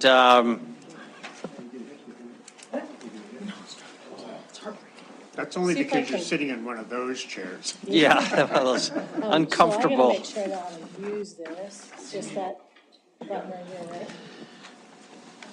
Well, good evening, you guys. Heard a lot of stuff today that really is very relevant to what's going on in the city. Chief St. John touched a lot of the stuff, that there's some issues and trends and things that were challenges for us. So, my name is Judge Kohler. Good evening, council, mayor. So, I can control it. I'll try, multitask. So, the municipal court, I gotta see, I'm bad. I have my staff that does everything for me. So I'm gonna say, you guys, they're great. I'm gonna give them lots of kudos to my bailiffs, Britannia, everybody, because it's like the video stuff and the technology, I can do it, but when I'm trying to multitask and I'm on the bench writing and stuff, it's fun. So we are a court of record since 1996. We handle, of course, the misdemeanors in the city of Billings. We handle MIs. We have a treatment court, which is really good segue to some of the things for sentencing, as we've discussed. You know, I'm a big advocate, and I know some of you guys have come to my treatment courts and watched. It is a alternative type sentencing that not everybody should go to jail. It's helpful to get people who have addictions and to get them working in the community. That is federally funded, grant written. So if you want to send us a grant writer, I'd take that. We have 16 full employees and 3 are grant funded. So an overview of our year so far, we have 11,000 court filings.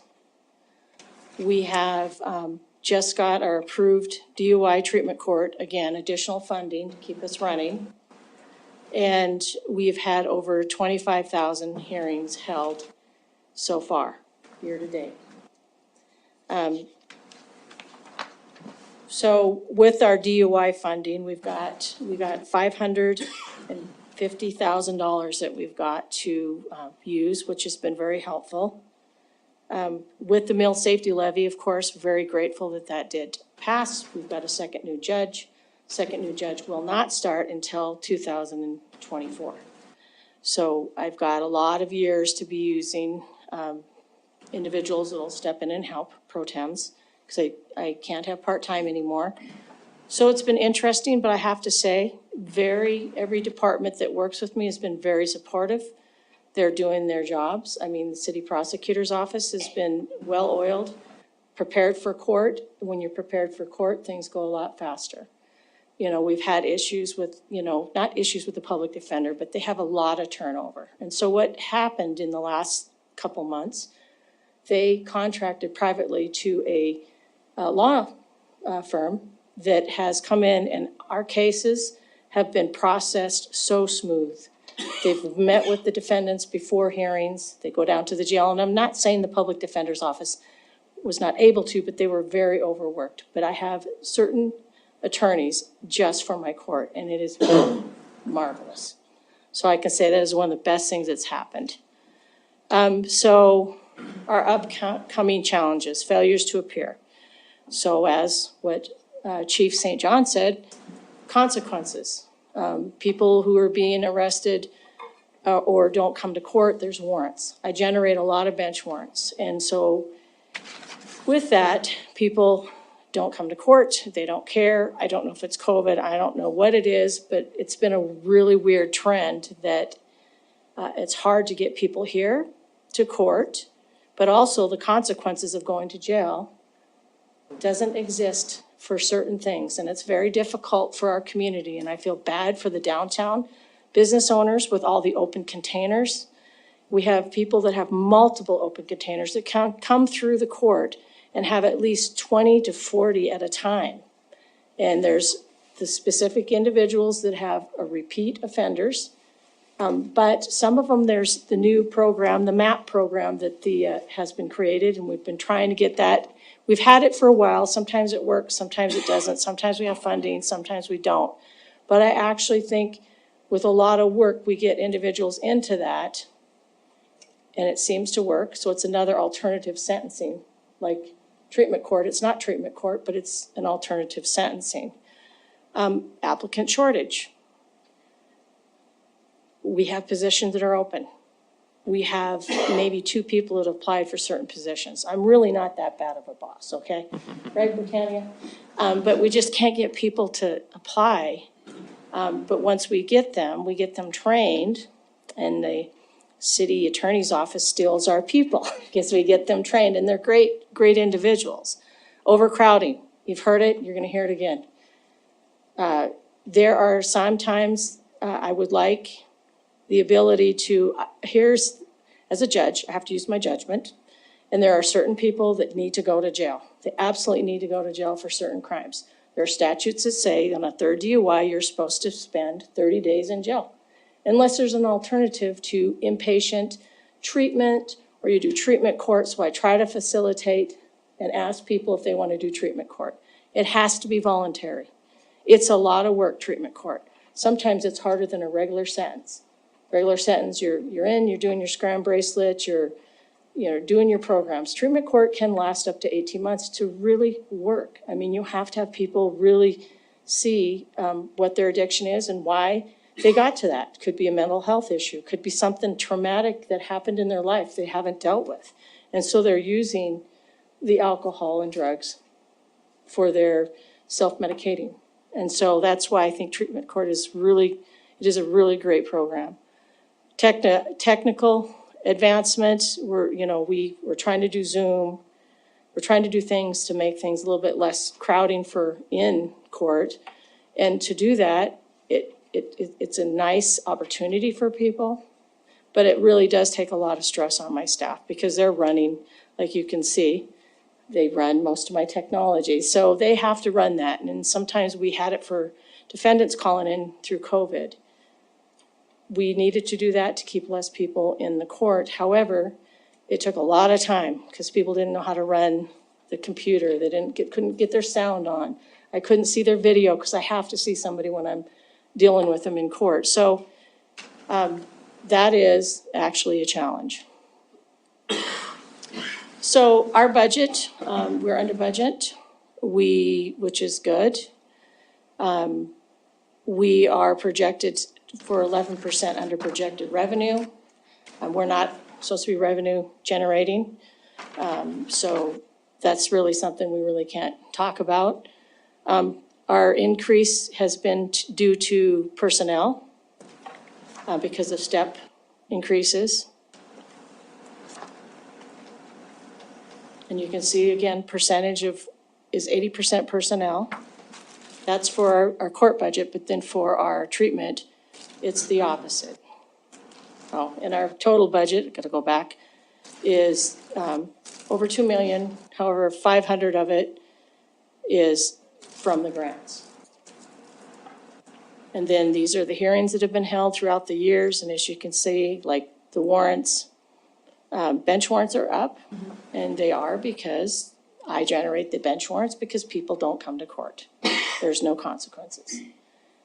I try my best, and there are definite alternative sentencings that we've been using, but it does seem very odd. Just like Chief St. John said, you can take a person, can give you an example, so you want to stand up and yell for more space, I'm with you on it. We had a person who had a DUI, 2 in one night, was taken down to the jail and was released, and about an hour or 2 hours later got another DUI. That is not safe for our community. And it's not safe for our community. And another trend, and I'm going to get to the trends, what I'm seeing is more juveniles with DUIs. Been seeing that. Obviously, a rise in vaping charges. They come in, they get their $50 charge, their tobacco class or $50 fine, and their tobacco class. Those are the consequences for vapors that have come through my court at least 2 or 3 times. What are we going to do? I mean, I've tried to make them come to my treatment court so they could watch it, so they could see like where their decisions are taking them. Every time I have one, I do something different. I have them sometimes sit in the box so they can watch court, and after court, they can tell me, what did you learn about your decisions? Or discuss with their parents, you know, the time that they've come to court, they've have to apologize to their parents. But it is really on a rise, and sometimes there is not really much we can do, especially not having the ability to, juveniles we can't put in jail anyway, but there has to be some consequences, and we're gonna have to figure out an alternative sentencing, which I've been working on since 2011. Huge supporter of treatment courts and the MAP program, different things like that, but there are people that do need punishment for their crimes. These are not felonies, I get it, but a DUI third, the next one is a felony. A DUI third, if you run in and kill somebody, it does turn into a felony, but why are we turning it into a felony? It's sad after they've killed somebody. It's absolutely something we need to work on. So those are the court trends, like I said, the rise in the DUIs and the vaping, failures to appear to court, citations. They have decreased, but I believe because law enforcement is probably going to those homicides and investigating those homicides or serious crimes. And so again, here's my 3 treatment courts that I have. The co-occurring, probably the most difficult, probably one of the most important, has one of the most recidivism because we get them stable, working on their medications. They're in my court for, let's say, 18 months to 2 years. They graduate, they go out, and as you guys know with mental health, I feel good, I'm not taking my medications, and then it's the cycle again. Graduates, my most successful court is the DUI court, 51 graduates and a 22% recidivism. Drug court, 49 graduates, 50% recidivism. Questions? Thank you very much, Judge. We'll start off with Ward 4. That's where we left off. Councilmember Tidswell, questions for Judge Kolar? I don't know if I've talked about this before, but I understand we do need more space down there. There's no doubt about that. What do we need to do to get that? To get the jail space. Huh? Yeah, that could be. I'm To sorry. get the jail space, you mean? Yeah, I mean, You know, I will say that Justice Court, we're working on some things, alternative things. Justice Court, City, County, there is a board. There's different things like how do we get the individuals out of jail that don't need to be in jail? Like, if they need to have a scram, GPS or something. I mean, just alternative ways of getting the jail emptied out. Not emptied, but just getting people moving on. If they're DOC individual, what we're working on is if they have a misdemeanor, to resolve the misdemeanor as fast as we can with justice, speedy justice, so then they can go to DOC, to their DOC commit, and then that empties out. Sorry, but we just heard, what, was it 98% of the capacity is felonies right now? Something like that, the capacity, you mentioned that. Yeah, I haven't seen a written document, but it was said anecdotally that it was in the mid-90s in felonies. Could that be true? Yeah. Yes, And okay. yes, it is true, and we have individuals in there, but a lot of ours are connected to felonies as well, like they're not connected, but you'll have a felony charge, and then they have, let's say, a theft that wasn't taken care of yet, and we're still waiting for sentencing or an offer for a plea agreement. I will say the city's working pretty hard on those, getting those out as fast as they can. We had the issue with the public defender's office a year ago. I said that was a huge issue. I'm telling you, my new group of people are superstars. They're pretty good. I appreciate your work. Thank you very much. Thank you. Thank you. Councilman Pearson? Thank you. Hello. It's good to see you again.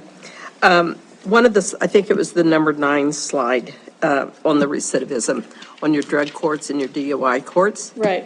How many years are those, though? How many years are, That you term as a success? Is it a 3-year, 1 year? so, for instance, if a person gets a traffic, that is recidivism. We have to count that. That's how, so, Sure. you know, could be somebody that graduates and they get a speeding ticket. It is actually counted. How long does it last? It could be any, it could be another DUI and, you know, Start all over. 2 years or something, or they've, I couldn't even give you a number on that. Yeah, because my understanding is 5 years out on DUIs and even drug offenses, that it takes them a while to really get out of that mindset, if you will. So the teens that have been involved in some violent crimes, that just breaks my heart.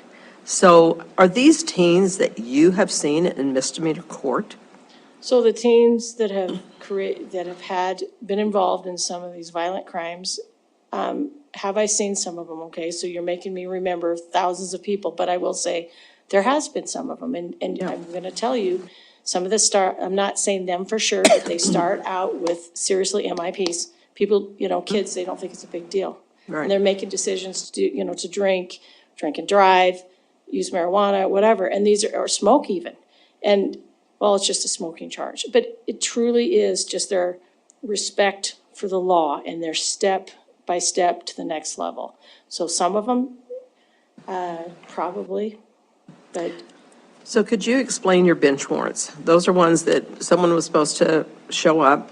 How many times were they supposed to show up and So- they didn't? let's say that there's a revocation, and I set a revocation hearing, and they don't show up to a hearing, basically, or an omni hearing. I see a lot of people don't show up to their omni hearings. They have court-appointed counsel, and they just don't show up. What's the consequences? They're not gonna put me in jail. Some of them I've had to do, not for omnis, but there are revocations, like I say, I have to pick and choose the individuals. And this is really sad because the law is the law, but you have to kind of screen, you know, if a person's on their 3rd DUI and they've been drinking 7 times violations, I hope I don't get to 7, but sometimes there are, that they violate their conditions by drinking their scram bracelet or whatever alcohol monitoring, and so they're not getting it, and they haven't engaged in treatment yet. Yep. And that's a big thing. I push for the treatment first. So, Well, I have to say that I've heard from numerous people that you are fair, you're tough, thank you. and you hold these people accountable. I guess it doesn't matter if they're teens or if they're adults, so thank you. You're welcome. Thank you. Thank you very much. Councilmember Boyette? Thank you, Mayor. I met a lady a while back that was driving through a school zone with her cell phone on, and she ended up paying a big fine, and she says, I'll never do that again. So that got her attention, a big fine. I think you were here last year or the year before, and you said you really didn't believe in increasing the fine. But can we talk about, does that help, increasing the fine, or does it not help, I guess? So the school zone, speeding through a school zone on a cell phone is a double whammy, and even the street cops know that's a bigger fine. Absolutely, because I say you're going through a school zone, there's kids, and you're not paying attention. So I do have a bigger fine on that one. I do. There's certain ones that I have a bigger fine on. Individuals that break into cars, right? It's the first time, and of course the legislature has changed this, but a first-time theft is only $500. They've taken away the jail time, right? But somebody who's breaking into a car and stealing stealing's bad anyway, but it's your car and they're breaking in and they're stealing your stuff. It's a bigger fine because the car's parked in front of your house and you just have no regard for anybody. And so I give them a bigger fine. I can give them a fine up to 500. Certain circumstances, like I said, I look at the cases and I try to make a reasonable judgment on what it's worth. Thank you. Councilor Rupsis? Thank you, Mayor. Judge, can you just explain to us why we're not getting the second full court until 2024 instead of 2023? Is it just space issues? No. Initially, it started out as a space issue. Then we got the mill levy. And in order, we looked into it quite a bit. And the elections can only be for city every 2 years. So it needs to be on that cycle. Thank you. Councilor Shaw? Thank you. I just have two quick comments. Judge Kohler, thank you so much for inviting council to one of the treatment court graduations last year, and I hope you are continuing to do that, and if it's possible that you will continue to do that in the future. It feels weird saying it was an honor, but it was really a really beautiful experience to get to see people graduating from these programs and all of their families there to support them, and I appreciate that opportunity. And the second one is, I would give every department a grant writer if I could wave a magic wand, but at least in my head, I'm thinking, if hopefully, if we can get this, grant coordinator position, then we can start evaluating, which departments really need more help. And so I'm hoping that is a future conversation. Thanks. Thank you. Councilor Gielich? Thank you. Didn't bring it up with Chief St. John, but the red light running is something that's problematic in our community. It creates an environment of lawlessness, and how you go about enforcing that is, the legislature has tied her hands from something that's been very effective a lot of other places. I'm not sure. I actually have a question about though. So, maybe it is more on an enforcement level, but anything from municipal court can do or any ideas you have on terms of reducing this scourge in our community? Well, I know that law enforcement writes the tickets because we get them on MI days. And so, again, the scourge of, I hate the fact that people run the lights and cause traffic accidents. Those, again, when I say a level, I have a level that I can go up to. A person who runs a red light and causes a traffic accident gets a higher fine. So that's what I do on my part. I know that there's accidents and people aren't paying attention. I get that. So I listen to it all. But you can look at their records. There's people running lights more than once. Thank you, Councilor Owen? Thank you, Judge Kohler. I had the opportunity to sit and observe your just regular jail day one day, and I think the statistics don't really impress upon the public how unbelievable the volume is through your court, how hard you churn through those cases, how hard your staff works. It was really something to watch, to see you just churn through dozens and dozens and dozens of people in a couple of hours. So I really admire the work of your staff. And I hear really positive things about the treatment court, and I'm looking forward to being able to observe that. But I was hoping you could just talk a little more about what opportunities you see for treatment and problem-solving courts in general. I know that Justice Carter has worked on a domestic violence court. I've heard you talk about juvenile issues. As we look at having another judge elected and expanding our Law and Justice Center, if you were in charge, what would you do on treatment courts? Would you add another one for the new judge? What would it be? What would you prioritize, target? How would we structure things to encourage more people to participate? I just want you to give us your thoughts on treatment and problem-solving courts. So treatment courts, they cost money, and so ours are funded purely from grants. We, at one point, were funded by the DUI was funded through the state. Actually, it wasn't the DUI. I think it was the drug court.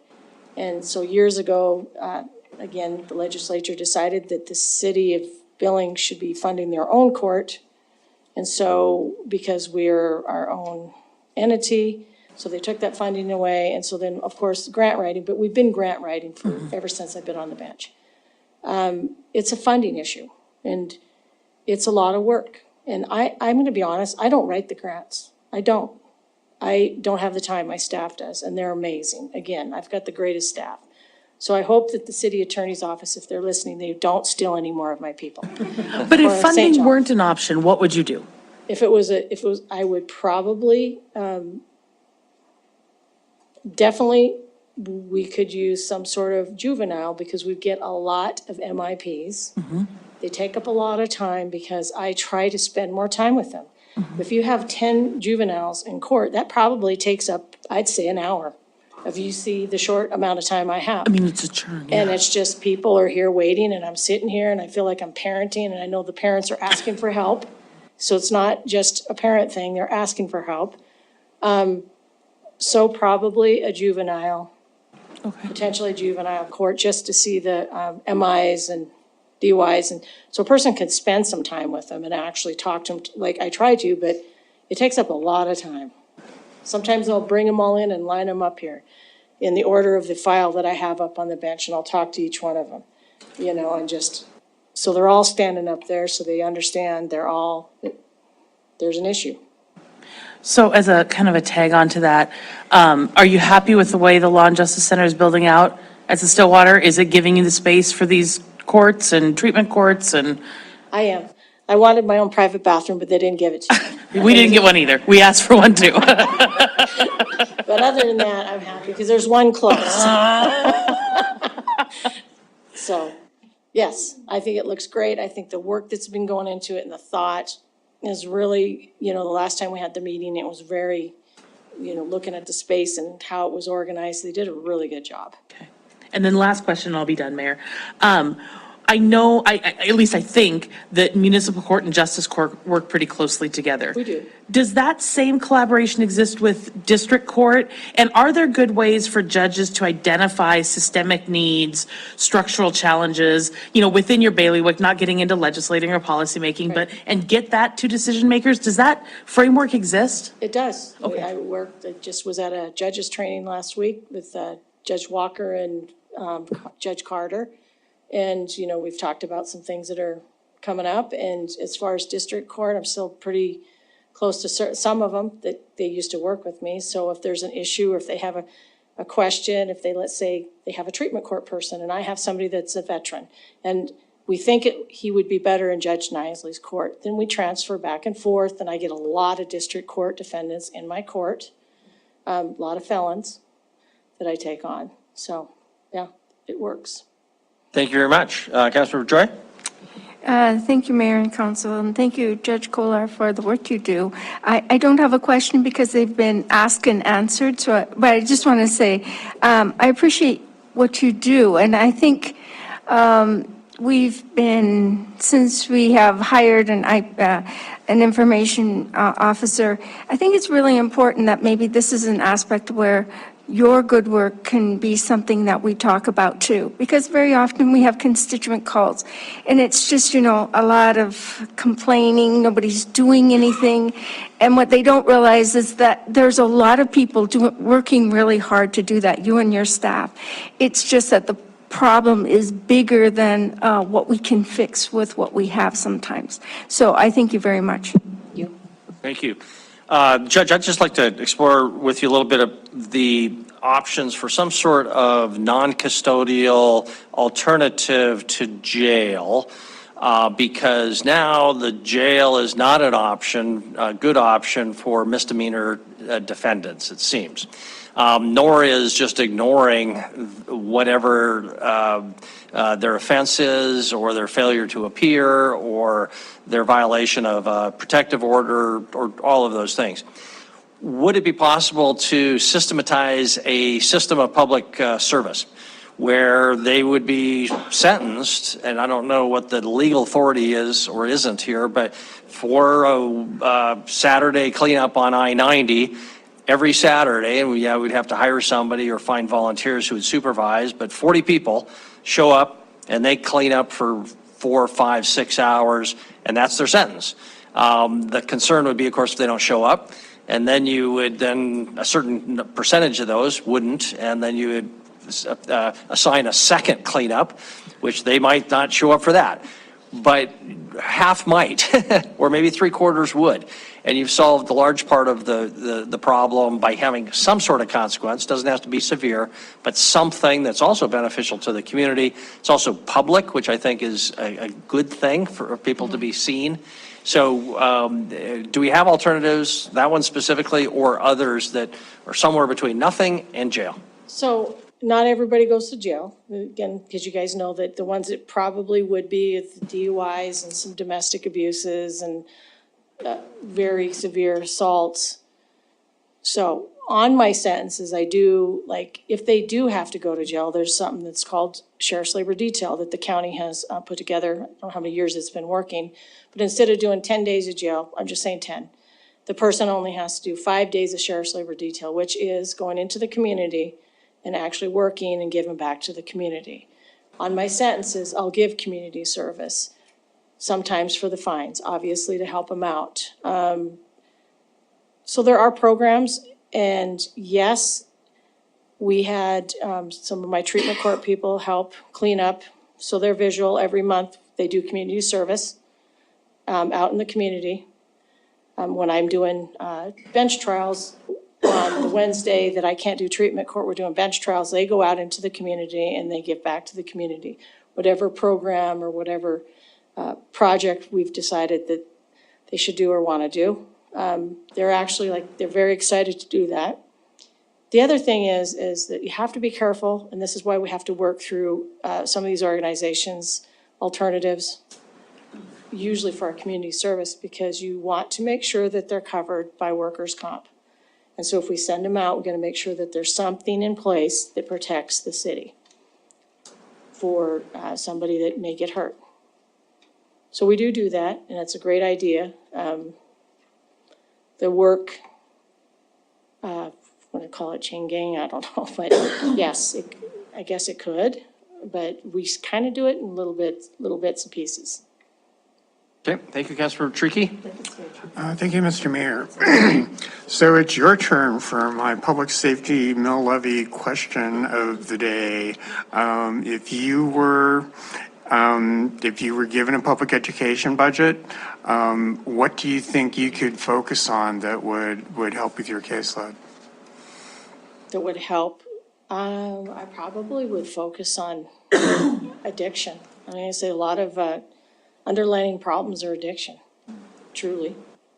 And people don't understand, and I think all of us do, because we've seen a lot of it, and you guys are in the mix of working as council members, but addiction and treatment are really important, and I think that if we could actually get a little bit more of that addressed, I think some of the things would probably, numbers would go down. And I've always said that, even as a prosecutor. Thank you. Thank you. I think that concludes our round robin of questions, Judge. So we'll just ask if there's any public comment on presentation by our municipal court judge. If so, please come forward. Nobody is, so we'll close that public comment period. Thank you, Judge. We'll take a break here. Chris, what do you have for us? So sorry, I want to follow through on a commitment that I've made, right? I've stood in front of almost all of our police officers a handful of times over the last couple of years with the public safety levy. This isn't new information. We've talked about it some. One of their number one concerns about the two public safety levies was a perception of an overcommitment that by adding the resources we added, we were going to solve all the problems in town. But the commitment I made to them is we would not stop trying to better understand and put pressure on the issue related to the jail. Yes, we understand it's complex. Yes, we understand diversion and these other programs are critically important, and yet at times I think it's not that complex. We don't have enough beds at the jail. It's a county responsibility, and we have to continue to work and put pressure on the county to solve that problem, because you heard a lot of numbers tonight that are resulting in real victims in our community. And last but not least, the individuals themselves, by not being held accountable earlier on in life, they get to that point where it is almost too late. So I know it's been said several times, but it's something I said, I promised the officers we would not stop recognizing that component of the criminal justice system. And it's not a perception that everybody needs to go in jail, and yet, but it is a realization, I think, that we don't have enough capacity, and it's causing significant ripple effects in the system. So thank you. Okay, yes, thank you for doing that. We do need to break up, but Councilman Purington, one final point? Yeah, you mentioned that some of these kids go to alternatives. And to me, alternatives is just a feast of felons, recidivism, the whole bit. And I don't know if these kids really belong there, but I want to ask also about the Ted Luckner Youth Services, how they get there. Mm-hmm. So that's what, they get there because have felonies. And so I don't see felonies for juveniles. As far as alternatives for, you mean like for doing community service and stuff? Yeah. Right, and I agree with you 100%. Every time that I sentence somebody to community service, I'm sitting there going, they're gonna have to go through that. And so it's concerning. I absolutely agree with you. What about Ted Luckner Youth Services? Do they handle misdemeanors? I mean, I thought most of those are felons.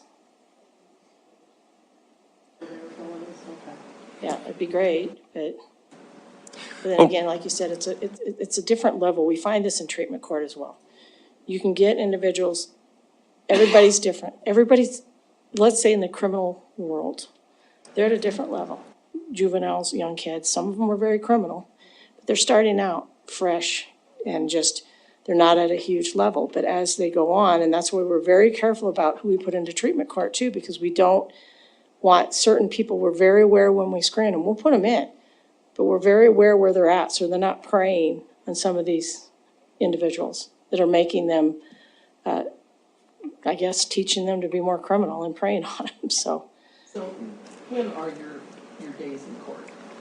Days in court for treatment court, or just, so Mondays, Tuesdays, Wednesdays, Thursdays, and Fridays. Oh, every day? Yes. And I try to get somebody to help me on Thursdays and Friday, so I can get a break. But this Thursday, I don't have anybody to help me, so I'll be here Thursday. Pretty easy to remember. Judge, thank you very much. All right, thank you. Appreciate all your efforts and your staff. All right, thank you. Thank you very much. Okay, council, at 7:54, we'll take a break, try to start up as close to 8 o'clock as we can.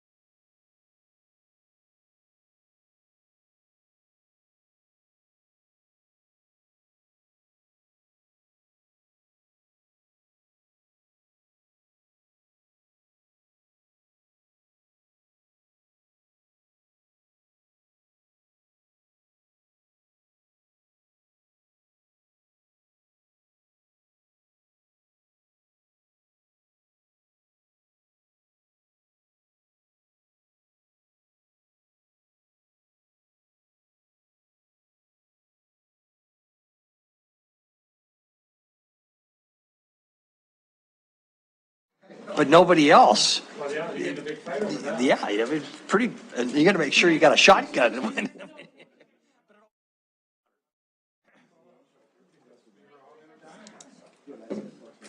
All right, let's get started. Thank you.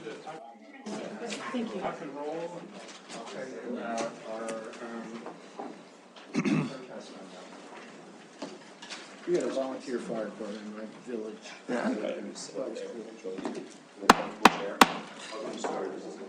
Welcome back, everyone. Our final presentation this evening is by our Parks and Rec Department. And Michael Whitaker, thank you for sitting there. Sorry to keep you until the tail end, but glad you stuck around with us.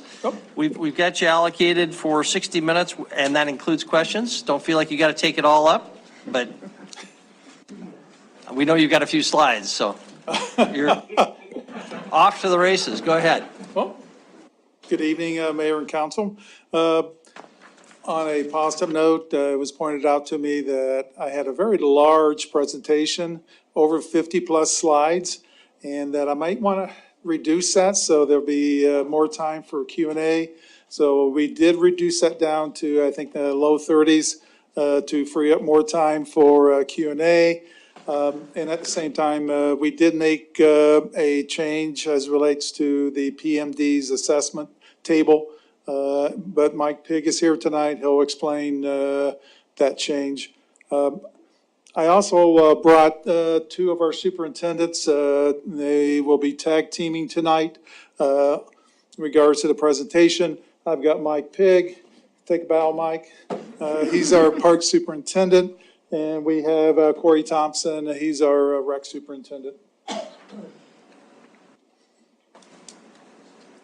Well, I'll start off by highlighting some of our fiscal year 22 accomplishments. We replaced the playground equipment at Terry Park. Generally, we replace playground equipment when they're roughly around 20 years old. When it's around 20 years old, there's several reasons why we replace equipment there. Probably at that period, one of the primary reasons is because they no longer make replacement parts. So some of our playgrounds over time loses play value. So you can see the slide up, or the photograph to your left. That's the before shot of the old playground. As you can see, there's not a lot of play value on that equipment, but there's a boatload of play value on the new equipment. We also was able to install a new shelter at Terry Park, and we were able to fund that through a Verizon lease that we have. And I think Councilmember Rupus was involved when we started discussing that. Projects underway. I think everyone knows that the Miracle Field is currently being constructed. And this project should finish up by the mid or towards the end of July.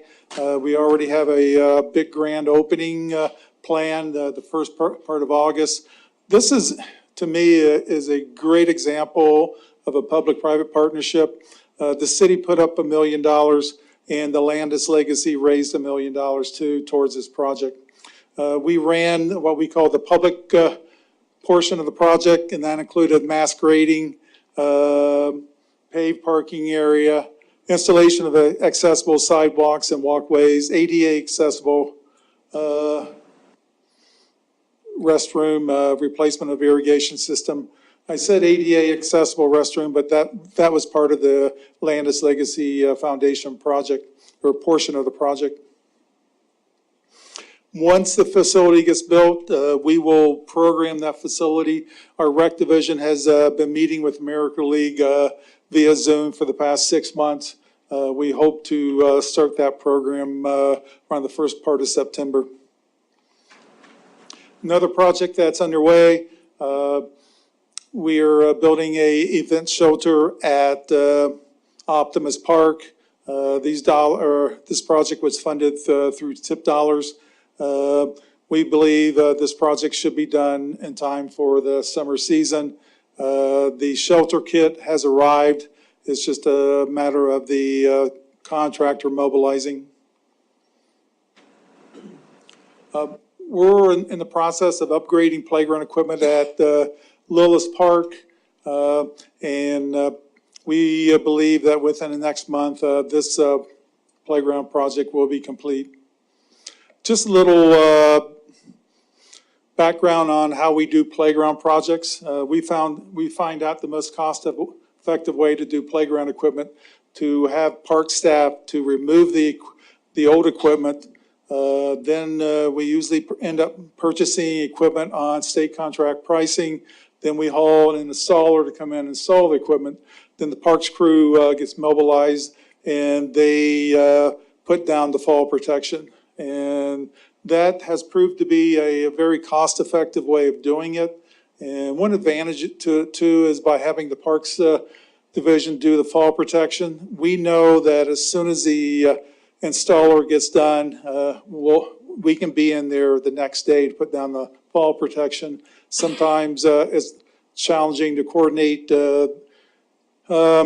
having the fall protection put down right after the installation of playground equipment. Another project underway, we're currently redesigning the concept at Castle Rock Park Playground. We did bid the Central Park Tennis Courts Replacement Project. The bid, I say bids come in, really we had one bid to come in, and it was over the designer's estimate. We've been in discussions with the state, and they're trying to find additional roughly around $100,000 to help us to go out for bid. So we feel rather positive in regards to this project. And for the pickleball fans, we will have one section of this project dedicated to pickleball.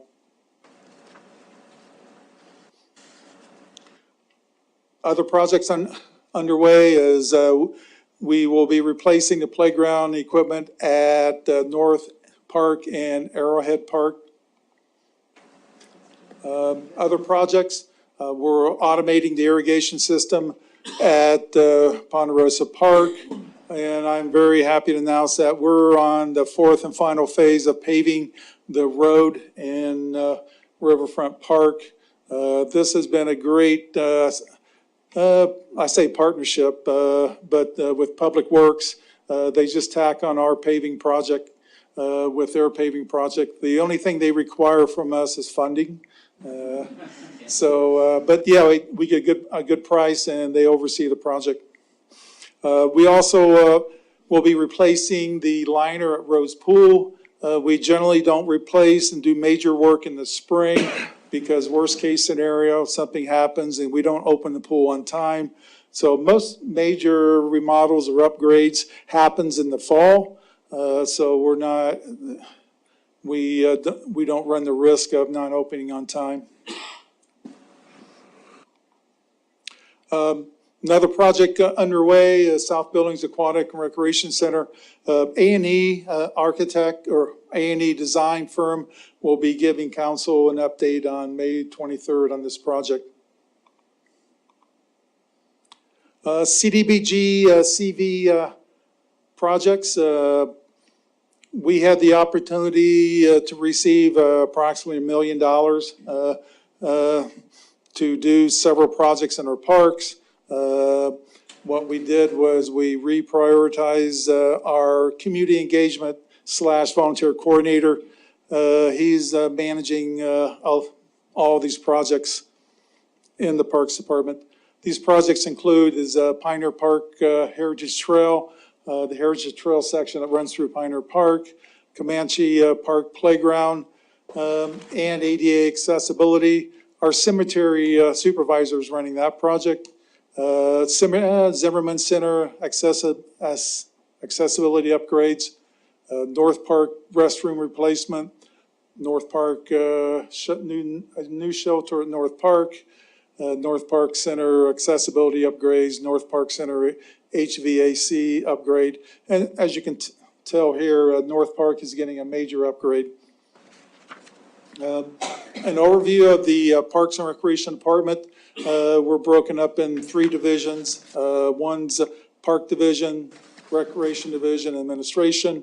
The Parks Division is responsible for park maintenance, forestry, and cemetery. Rec Division is responsible for youth and adult programs, aquatics, and senior services. Administration oversees park planning, customer service, and community outreach and engagement. Back in 2017, information from a statistically valid survey we did as part of the comp plan, we found that 91% of Billings households believe that Parks and Recreation is an essential service. And we also found that 86% of Billings households used a city park in the past 12 months. The Parks and Rec Department manages approximately 2,700 acres of parkland, 39 playgrounds, 24 park shelters, 6 neighborhood centers, 24 tennis courts, 25 basketball courts, 143 rec programs, 2 outdoor pools, 2 wading pools, and 5 spray parks.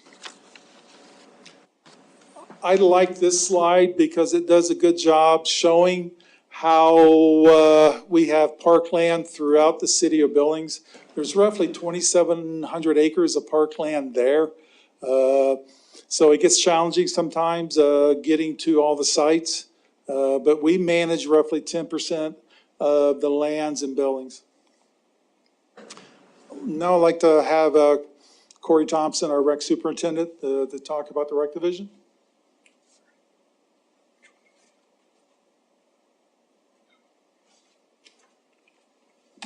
Good evening, Mayor and Council. Thank you, Michael. So we're coming off a great year in the Recreation Division, and a lot of that credit goes to our fairly small staff. We have 3 recreation specialists, and those folks spend a lot of their time running up to 150 different programs throughout the year, and those are for both youth and adult. They do all of our hiring of over 250 seasonals each year, including our aquatic staff, our camp staff, and a lot of our youth and adult sports staff. Also, important to recognize the great job our staff at the community center does, our recreation and wellness support staff. They handle all of our wellness programming, our seasonal our fitness programs, and we've really kind of transitioned into mostly a wellness type program. Classes like Cooking for One, Discovering Nutrition, gentle yoga, and again, for those active senior adults, we're seeing a tremendous increase in the number of participants. I would like to say that we saw a 27% increase in the participation rate from pre-COVID year, 2019, and an actual 52% over last year. What you see here are a lot of our summer programs that currently many in the community are registering for as we speak. A lot of our programs are nearly full, and some already have waiting lists. I think it's also important to remember, you'll see some numbers on the right side of the screen there. We offer year-round programs, and we are very fortunate to have a great working relationship with School District Number 2. We're able to utilize a lot of their middle schools for our activities after their school programs have finished. And again, those recreation specialists oversee a lot of our youth and adult leagues. They put together the schedules, the tournament brackets, the summer camp schedules as well. So they work real hard. And again, we're just kind of gearing up for a real busy summer season. Coming off probably one of the best summers on record as far as swimming pools. If you'll remember, we had, I believe, 10 days over 100 degrees. So it was a great pool season. Had over 53,000 pool visits between Rose and South Pool. And I need to kind of recognize our aquatics coordinator, summer seasonal position. She's been with us for about 15 years. The beautiful thing about that is we call her Mrs. Red Cross. She's able to certify lifeguards in-house. She's able to certify our swim instructors. And as you can see, we had over 750 kids attend our swim lessons over the course of 7 weeks. That's over 100 kids a week learning how to swim. So we had a fantastic year at the pools, and again, we're gearing up for hopefully another busy one. And again, I kind of mentioned earlier, our community and senior center, the staff there is doing, again, just a tremendous job. You can see in the picture, we've got active senior adults exercising. We've kind of transitioned through COVID to more of the wellness and fitness type programs. We still offer bingo, we still offer pinochle, but we're trying to take advantage and make wellness a priority for our seniors. The one thing I will mention is the blossoming partnership we have with the Adult Resource Alliance of Yellowstone County.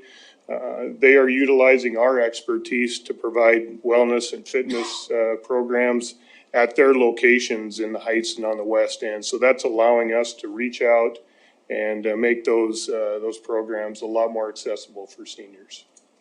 And with that, I'm going to turn it over to Mike Pigg, our park superintendent. Thank you, Mayor, Council. Got to hit the button. So as it was mentioned, Parks is broken into Parks, Forestry, and Cemetery. I manage or supervise all of those. We have a really good full-time staff. I have 15, 16 equipment operators in the Parks Department. But what we mainly do is in the summertime, we ramp way up. We bring on, we've cut back the number because it's really hard to get them, but we're about 36 seasonal positions in the parks, and that's where they really do all the work. It's, as we were mentioning, there's 2,700 acres, and it takes a lot of bodies to just touch all of those parks every day, make sure they're ready and safe and prepared for the day. A few numbers that you want to see, like 24,000 or 240,000 mutt mitts handed out last year, so a lot of use in the parks. I also manage the forestry division.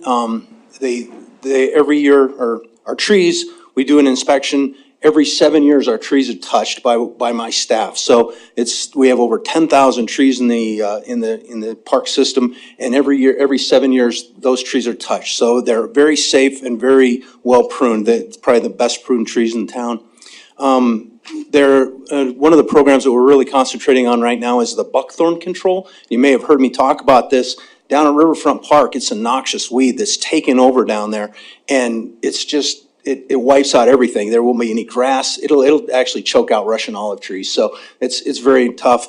We've started a program to try and eradicate it, and it's probably about 60% of Riverfront Park now is taken over by that. We've currently got it all mapped, and we're relying heavily on some volunteers right now. I have about 20 older guys that go in, they're old smoke jumpers, and they're going in there and removing this buckthorn. And we're just about to undertake a program where we have a guy who's got, it's almost like a tree grinder on a skid steer, and he's going to go through and try and level out some of these areas, and we're going to see if that works, and then we're going to try and revegetate that. So it's a very active program. We're hoping to get a control on that before it spreads on down the river. Lastly, I do the Mount View Cemetery, falls under me also. It's tough to say, but it was a very active year last year. Sold a record number of graves, had a record number of burials, but they do a very good job there. I think some of the things to highlight with that is the mausoleum was actually recognized on the National Heritage Museums, and so it's an interesting building to go tour if you ever get the chance. One of the things that we did do this year is we had a drunk driver that drove through the park and damaged over 30 of our veterans' headstones. My staff had those headstones, not the engraved ones, but they had them back and replaced within 2 weeks, and then working with the Veterans Administration, had the other headstones that were all engraved and everything placed back in about a month. And so, I mean, very, very conscientious on getting all that done. So here's where we're going to touch on the park maintenance districts. There's three main reasons why they're increasing like they are. One is the utility costs. Both water and power have gone up. Our labor rate, we charge a labor rate to the PMDs, and this labor rate isn't just an hourly rate for that person, but it also covers all the equipment and all the supplies. So if they go in there with irrigation fittings, they take that in, that's all calculated in that labor rate. And then, of course, the supply costs, so fertilizers, sprinkler heads, things that aren't covered in that labor rate, those have all dramatically increased. The labor rate, we never raised for 10 years. And so if you think about it, all those years we were giving pay raises to full-time staff and even to seasonals. We were covering that basically through efficiencies. We can't get there anymore. We had to raise the rates. The original slide that was put in the packet was wrong. Those numbers were generated and I was actually out of town. I didn't get to preview them. And so apologize for that. These are the updated numbers. And so you can see they're not. There was some in there that had like a 900% increase. It does not have that.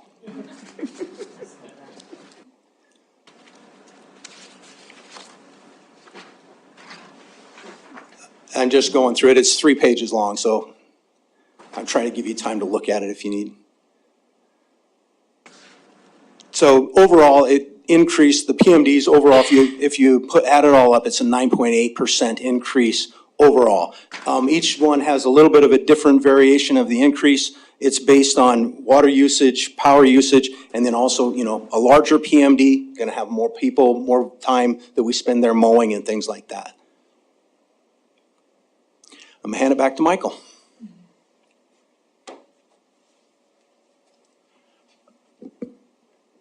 I really like this slide because it really represents our portion of the city's budget.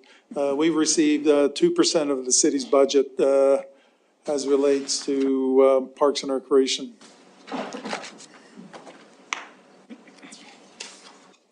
Where does the money come from? 84% of our money comes from the general fund, individual PMDs, and Park District 1. 14% of our budget comes from fees and charges. Where does money go?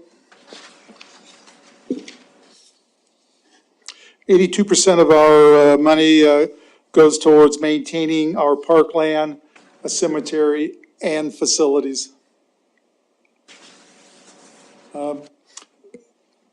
Our proposed budget initially had a budget hole in it, and we're recommending that we remove a capital project as a way to fill that budget hole. Where it says removed Highland Park playground replacement project, but we are still doing several other remove Highland Park playground replacement project, then reduce park irrigation automation budget. We will be removing Heritage Park irrigation automation, but we still will be doing Boulder, Burlington, Mile Ice, Grandview, Evergreen, and Spring Creek parks. And we're here to answer any questions you might have. Okay, thank you, Mike, and Corey. We'll jump right in. I think we started with 4 last time, so we're on to 5. So Councilmember Boyette. Thank you, Mayor. Mike, last summer, I guess, my wife and I went out to Amen Park to watch a soccer game, and we physically couldn't find a place to park. It was amazing, the number of people that were there, and it was great to see it. But do you have any solutions to, the people were parking in the middle of this, it was terrible. Not that you may not have an answer, but at least respond to it, I guess. Councilmember Boyette, I agree with you. The only thing that they can do is maybe through scheduling, reduce the parking needs out there. I know at Stewart Park, we had similar parking issues there, but they adjusted the schedule some to eliminate some of the parking needs. But right now, we do not have a solution.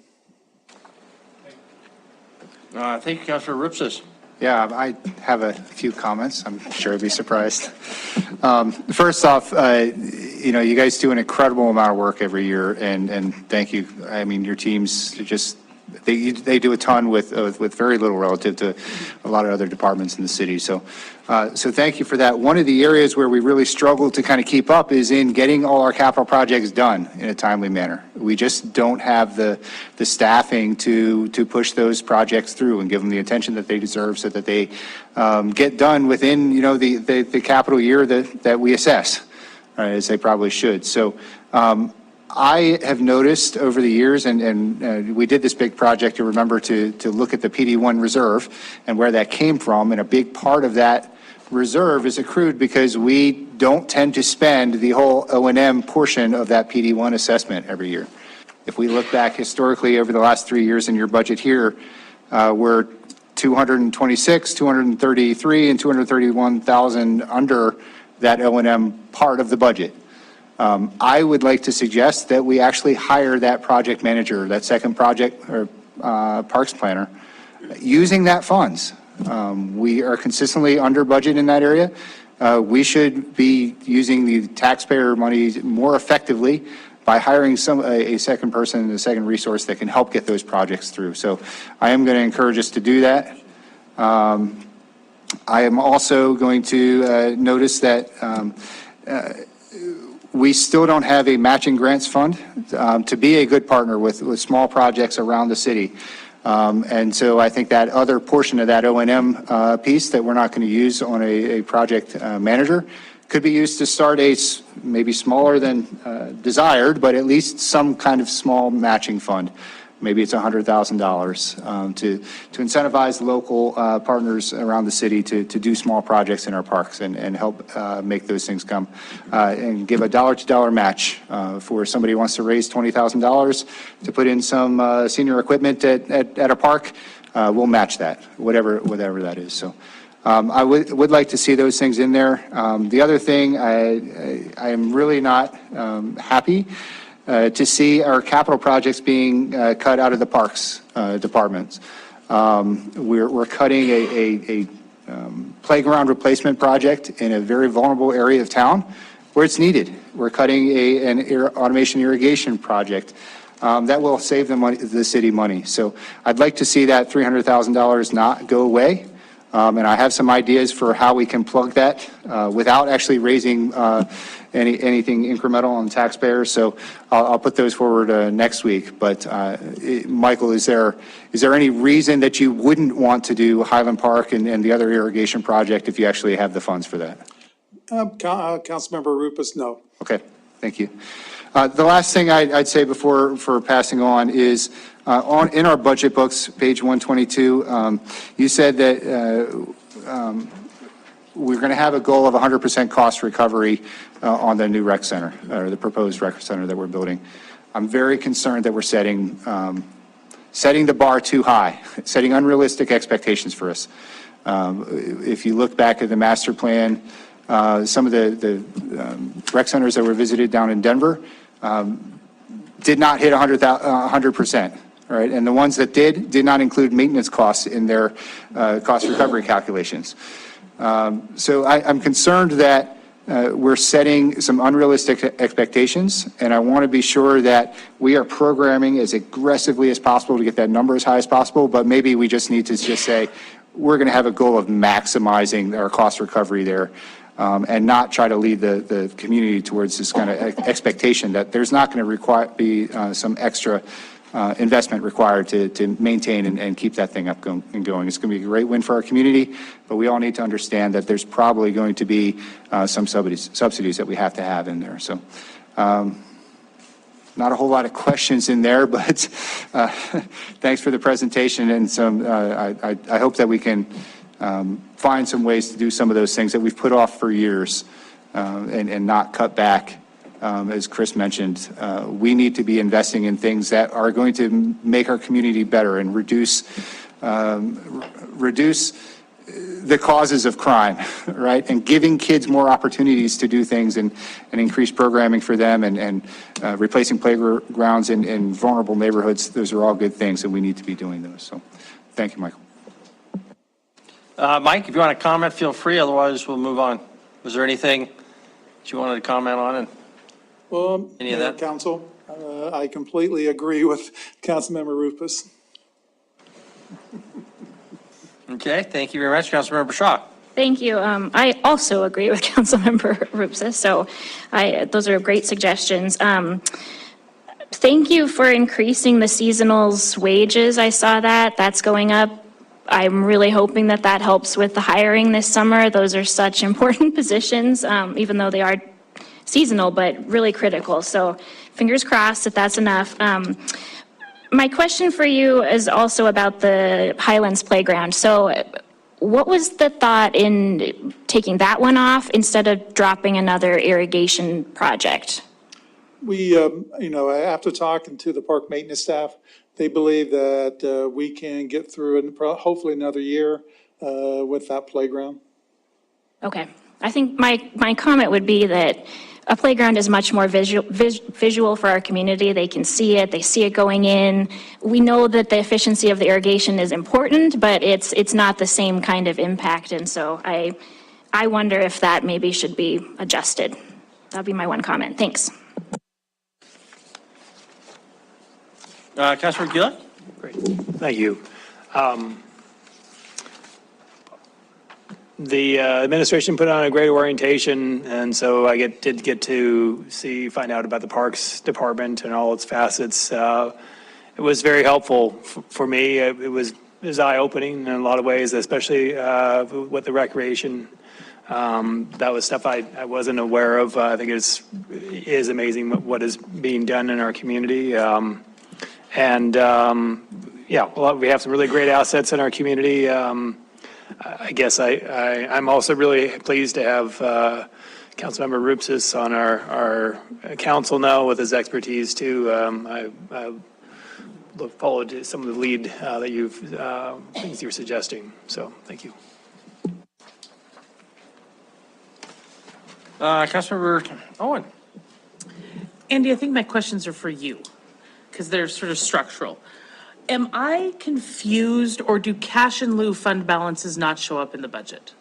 Cash in lieu fund balances do show up in the budget. I see them in sort of a pay in lieu park dedication line item, but that seems to be only where maybe we're planning to spend out of cash in lieu, or am I missing? Which page are you looking on? Sorry, I was looking at page 255. Okay.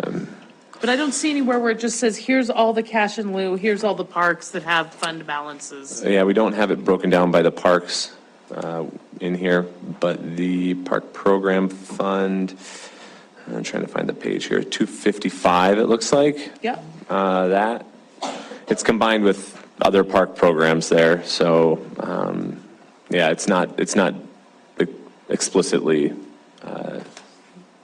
identified by itself, sorry. Have you circulated to all council members those fund balances? I have not. We were working internally to kind of say, all right, what's the way to develop the program and really set the parameters with that. Okay. And then I guess lastly, I know these are small dollar figures, but I'm just trying to sort them out. There is a dog park construction fund here that seems to be maybe a relic of High Sierra, but now holding some money for Centennial. But then also I see High Sierra as one of the PMDs that's slated for a significant increase. So can someone just walk me through the interplay of those funds and how that plays out? Councilmember Owens, the dog park is maintained with general funds. At High Sierra, and now it's Centennial. Yes, High Sierra. Centennial doesn't have a PMD, right? Pardon? Sorry, so High Sierra's PMD maintains the dog park and whatever fields are up there as well. Councilmember Owen, the PMD at High Sierra maintains everything except the dog park. Oh, I misunderstood, I'm sorry. Okay. Okay.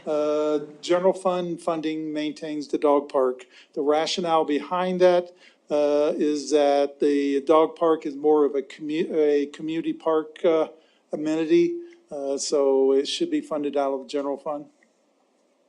Then can I just ask our rec folks, how often do the High Sierra fields get used?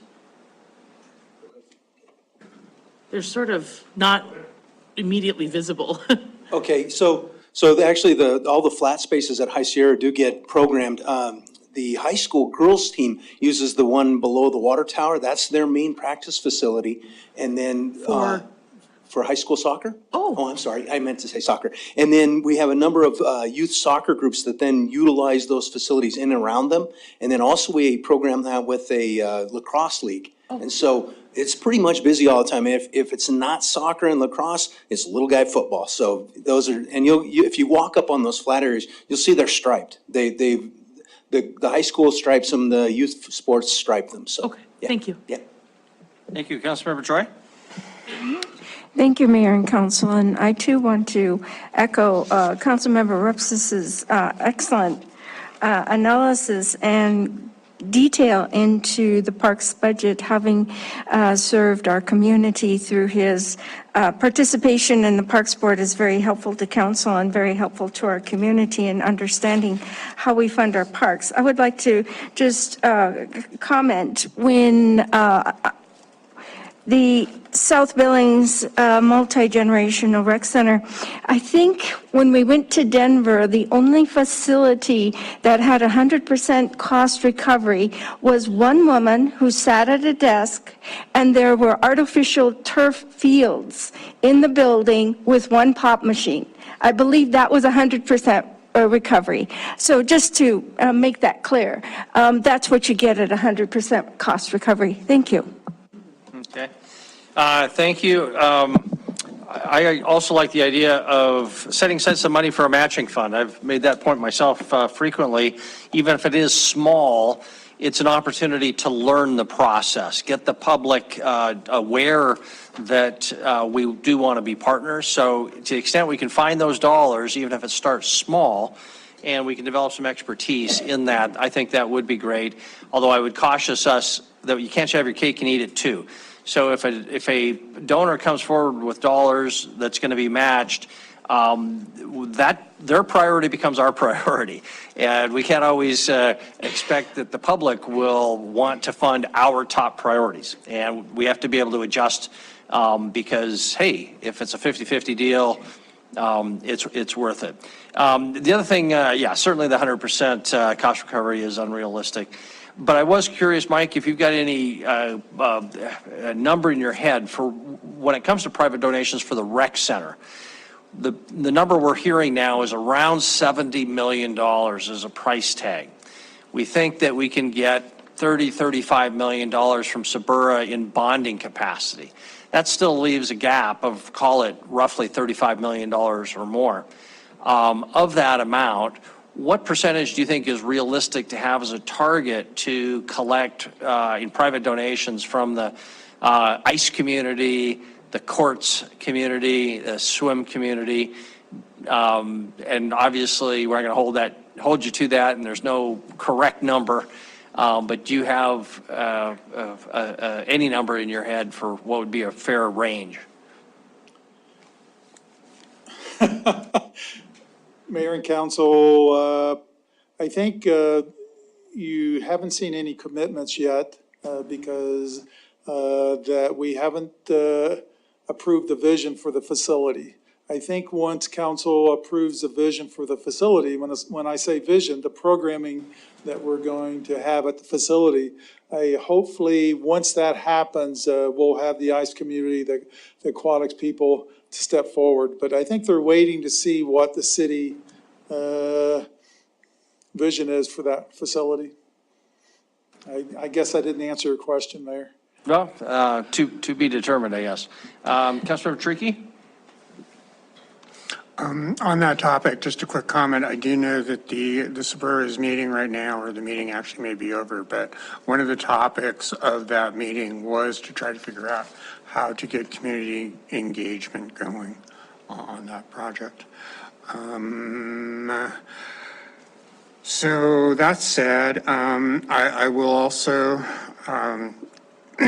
echo a lot of what Councilmember Rupsis said, and personally say that I am very much looking forward to seeing us find a long-term dedicated source of funding for operation and maintenance and for the funding of capital projects in parks and trails. Any day now, I hope. I do have a question for the forestry. What would we need to add to the budget to increase the number of trees planted in our parks by, say, 1,000? And what would that impact be on park maintenance? Yeah, thank you, Councilman Cherokee. So we've actually had to kind of back down on the number of trees that we planted because we found that the first 7 years of a tree's life after it's been planted is the most important. And we were getting to where we were having a hard time getting back out to them enough to give them the care that they truly needed. So we would need more staff for one thing, just so we can have that person to go out and touch those. And then, the price of a tree, those keep going up. We found that this year we were averaging about $200, $230 for a good quality tree, where last year we were under $200 for those. And so the trees that are going at Castle Rock Park for Arbor Day, which if you haven't put that on your calendar, put that on your calendar for Thursday. I've chosen a very good weather day for us. So just a little commercial, sorry. But we just found that they'd already gone up about $50 a tree just to get a good quality tree.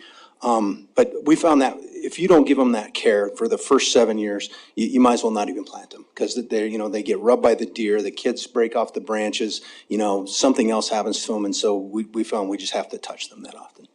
Thank you. Thank you. Thank you very much. I think still with Ward 4. Councilmember Tidswell. You betcha. Mike, you referenced 2,700 acres that you control right now. Is that 10% of the city? Is that what you stated earlier? Councilmember, we manage around 2,700 acres. Around 400 to 500 acres are leased from the state.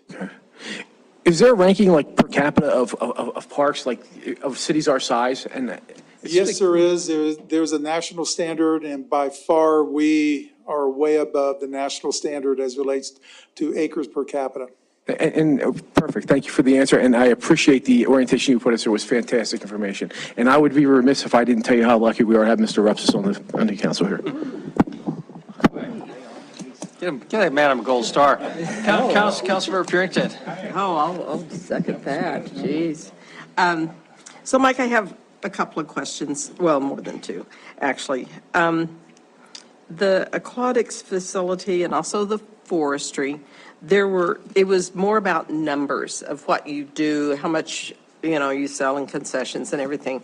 But is there in this, the money part of it, is there a total of what revenues are, what we bring in, like for the aquatics facility? Councilmember Purington, I think Corey has those numbers on the top of his head, so I ask him to come up. Geez, okay, thank you. I'm not sure I have them on the top of my head, but for the most part, last year again being, and I assume you're looking at last summer's or Whatever was on the slide. slides. Okay. We brought in more revenue than our expenses were. We had a fantastic year. That doesn't always happen. Rose Pool does fairly well with attendance and some things with the concessions, but we had a great year last year. Again, that doesn't always happen, and I'm not sure exactly what those numbers are. So. That would be good to have those and make that part of that presentation. We'll add it to our list and report it back to you. We can get Thank that you. for you. Yeah. Sure. So then let's see. I was going to ask a question too about the 2,700 acres. I didn't know about the 400 to 500 acres that are leased to the state. So I'm just trying to figure out, because I know we've been talking about some unused parkland. And so where is that, and how do we know, is there a value of those parklands that are not being used? Councilmember Purington, are you asking for a list of parkland that we are hoping to sell? Is that, Or is it a possibility that we can do that? I think yes, that was something that if we talked about. We can take the list that the committee that the mayor was the chairman of Yeah. and get a easy estimate on that parkland, or get an estimate on that parkland. But remember, a lot of that parkland, the only people that would be interested in are adjacent property owners. So I'm going to go to Riverfront Park real quickly. I had heard that we lease that from the county. Do we lease? Councilmember Puritan, we lease a portion of it from the state. For example, gorgeous. like Norm's Island, Okay. the city owns two-thirds of that island. The other third is owned by the state, and we lease the other third of the island. So is there revenue there with that lease, those leases? Councilmember Puritan, there's no revenue associated with that, just an expense. I mean, we pay the lease payment to lease it for the public. We lease it from the state. We lease it from the state. We lease it from the state. So is that part of your expenditures in here? Do we see that someplace in your budget? It's in my budget, but it has been identified. I'd be more than happy to highlight the lands that we lease and the cost. Okay. And also, I think one of the things that you said when you started out, in your first paragraph on 117, this requested budget does not include any new programs or expanded services above the FY22 level. But yet, that's how the heading on most of these are new or expanded programs in the Park Division and the Recreation Division. So are you counting those as things that have already started? New and expanded programs for the Park Division. So you have that whole list on 119. Okay, because a lot of Andy, those are I'm sorry, we don't think reoccurring. we heard what you said. Did you mean to comment there? We're trying to pull it up here. Yeah, It's a I 119. think that comment is just in relation to the administration division within the Parks Department. What about rec on 120? Councilmember Puritan, mostly what you're looking at are inflationary increases. Right. Okay, one other question that I have, I think one other question, was on there you have temporary wages. This decrease reflects moving to 30 seasonal positions. So I know that you didn't get the people that you wanted, the seasonals that you wanted this last year. How did that fare? Did you pay overtime? And how does that equate that you're going to decrease your seasonal positions? I would think a seasonal position, they would love the overtime. So is there a balance sheet on seasonal and having fewer employees during the last summer? Councilmember Puritan, I'll ask Mike Pigg. He's the one who balanced our park services versus overtime. Councilman Puritan, yes, last summer we had an excess amount of overtime. Overtime is actually, it's a union assigned thing. So the union, it has to be offered to the union positions first. And then if they don't take it, it can roll down to the seasonal positions. That's just per the union contract. So last summer we had a large amount of overtime go to the union people. So what we did about mid-season, well, towards the end of last year, we agreed, because we couldn't get all the seasonal positions filled. There was just nobody taking those jobs. And it didn't matter what we offered wage rate. I think we were just trading employees with Walmart. And so we went to administration, and they agreed that if we cut the wages, the amount of what it would cost to hire 3 more full-time staff, then we could bring them on. And so that's what we've done, is we've cut those wages for seasonals and eliminated those positions and brought on full-time staff then to cover those much-needed jobs. So what we're doing now is we're filling our trash truck with a full-time staff member, and then we also do our herbicide applications with a full-time person, so that we're not trying to rely on seasonals for those positions. Okay. I guess I do have another question. I got to find it, though. No new programs, what was that? Oh, I think one was that survey that you have on the slideshow. I don't think I wrote down where it was. Well, page 24, I guess, on the slideshow. Do you know how many people responded to that survey? Because those are awfully high numbers, percentage-wise. Councilmember Puritan, the key is not the number of people who responds, it's whether or not it's considered statistically valid. Correct. It was a statistically valid survey, and every time we do a survey in Billings, and the one thing that I hear is that the people in Billings love to give their opinions, and Not on we paper. we never have a problem getting back enough surveys to make it statistically valid. And then the Castle Rock redesign, because that was not part of the master plan, I don't think. I think the people in the Heights wanted more of a natural sort of park or playground area, if that's what you want to call it. So did that redesign, was that brought back because that's kind of what the task force, said? Or how did that come about? Councilman Puritan, it was brought back because the playground concepts that we could come up with, our vendors, really didn't reflect the vision of the Heights as relates to wanting to have nature play there.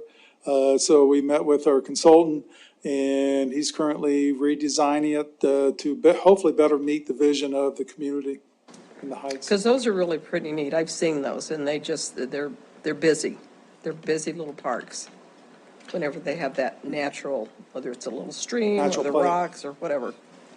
Okay, Thank you. thank you very much, Mike. We appreciate your efforts and your staff. I don't think we've had official public comment on this item, so is there anybody who would like to have official public comment? Please come forward. Nobody is, so public comment is closed. Before we move on to public discussion, council discussion, Councilmember Owen? I'm sorry, I just had one more parks question that actually, it's not a me question, it's a Councilmember Tidswell question that we talked about last night, and I just wanted to ask because it was a good one. Yeah, I'm with you on that. So, and I apologize if this got addressed, but I'm stealing a question, and I hope I didn't miss this already. Montana High School Sports Association has approved baseball as a high school sport starting next year. So are we looking at ways to partner differently with School District 2 and maybe use Dealer Park to showcase a couple of maybe their first game or some crosstown rivalries? I know that's a tricky relationship, but I think they've really staged the season to make sure they don't impinge on Legion ball, which shouldn't impinge on Mustangs ball. So I'm just wondering if we've had, Councilmember Tidswell was wondering if we've had those conversations. Councilmember Owens, we're very fortunate. Mark Wall, the athletic director for School District 2, also serves on our board. We constantly have conversations with him as relates to their needs. Corey works with him directly on a lot of projects. So yeah, we're in constant communication, and we've been talking about how we can try to meet those needs. But at Dealer Park or? No, that's definitely a possibility. Another possibility is Musburger Field at Centennial Park. There's an opportunity there because they have 80-foot bases. Did I cover all of that, Dan? Yeah, I would really push for the other field. I just think it would be, even if it was a one showcase deal, whatever it could be, I just think it would be phenomenal if we could do that. Oh, we would definitely work towards that. Great. That'll be very interesting going forward. Councilor Ripsis? Thank you. I just wanted to follow up on the staffing question. Mike, you said that we're cutting temporary staff from 50 to 30, and with that savings, we're actually hiring 3 new full-time employees. I don't see the FTE authorization here in the table showing an increase in employees. Are these actually regular FTEs or something different? Councilmember Rupus, we've already hired those 3 people. That's why they don't show up. We've already moved forward and hired those people, and we eliminated a total of 16 positions to fund those 3 positions. So we did that in this current year's budget. So as we struggled in the middle of last season, we traded temporary positions that we couldn't get filled with a handful of full-time positions to test and see if that would be a mechanism to solve our problem. I think that's great. It's just we have the FY 20, 21, 22, and 23, Okay, so and they all should show this. They're all Okay, flat. so there should be an increase showing there. All right. Between. Thank you. It may be the increase will show up between the previous 2 years. Yep. Okay, thank you. And Council, just a comment on that 2,700 acre number. It's always important, I think, to keep in mind that roughly half of those are undeveloped acres. Only about half of that are grass. The rest is Phipps Park, above the rims, all of Swords Rimrock Park, Riverfront Park, on down the line. So roughly 50-50 split, I believe, is how it breaks down, so. Yeah, I would encourage you just think about, and you're probably doing this already, but as you visit other communities, this by far has the most natural areas of any community I've ever served in, with exactly and we're blessed with that, exactly what the mayor just talked about. So I think, as Mike has taught me, the categories of natural areas, improved parks, and athletic fields is really being significant components of a park system. To be careful not to generalize them all. We are blessed acres per capita. We're way up there. Okay, thank you very much. Council, we're done then with item 1. Are there any items of general council discussion? Is there any public comment on non-agenda items this evening? Councilmember Purington? So, Chris, as we move forward for the next, 2 sessions of the budget, Andy's taking notes, I know. He's doing his magic on his computer. So, I don't know, we've talked about it, about having just one of our council's work sessions and just going over amendments, because the way this has gone in the past to me is like, well, that's parks, we're done. And you're going, no. So I'm trying to figure out what is a way that we can go back through and,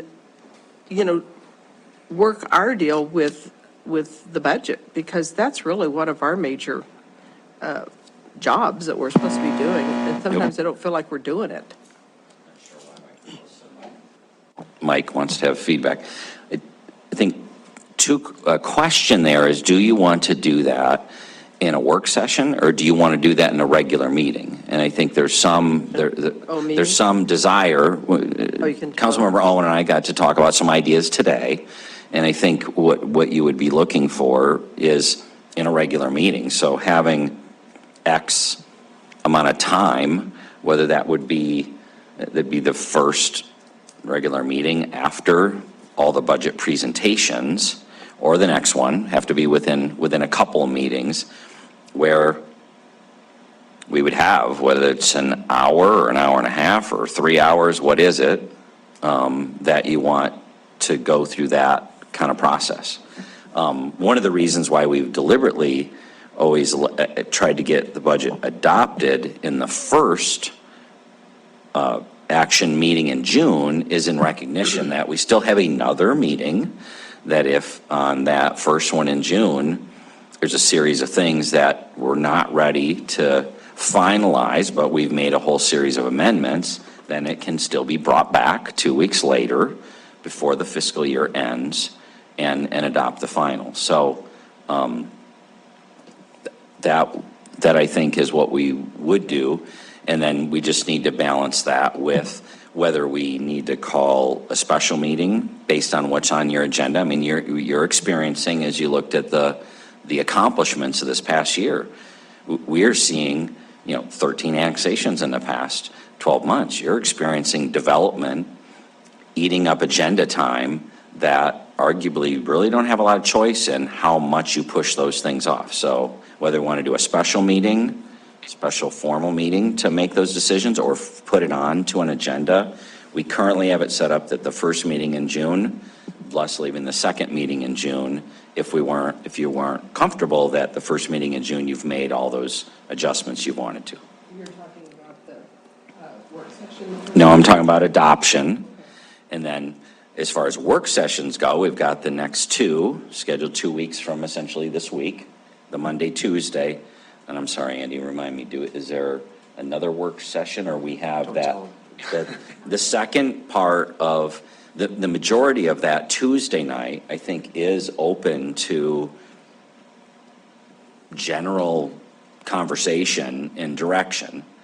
If that's not enough time, then we can do another work session. Or if you say, we don't need work sessions to talk about these things, we want to put amendments on the table and work through them as a group of 5, that it really comes down to kind of the system that you want to use. How much you want to hash them out informally? How much do you want to hash them out, putting a motion on the table, amend it, debate it, turn it up, turn it down? Chris, the only thing I would comment on there is that I don't think there's any reason to be surprised by proposed amendments at a formal meeting. It should be simple enough that council can send them around by email to give staff plenty of time to think about it and be very specific.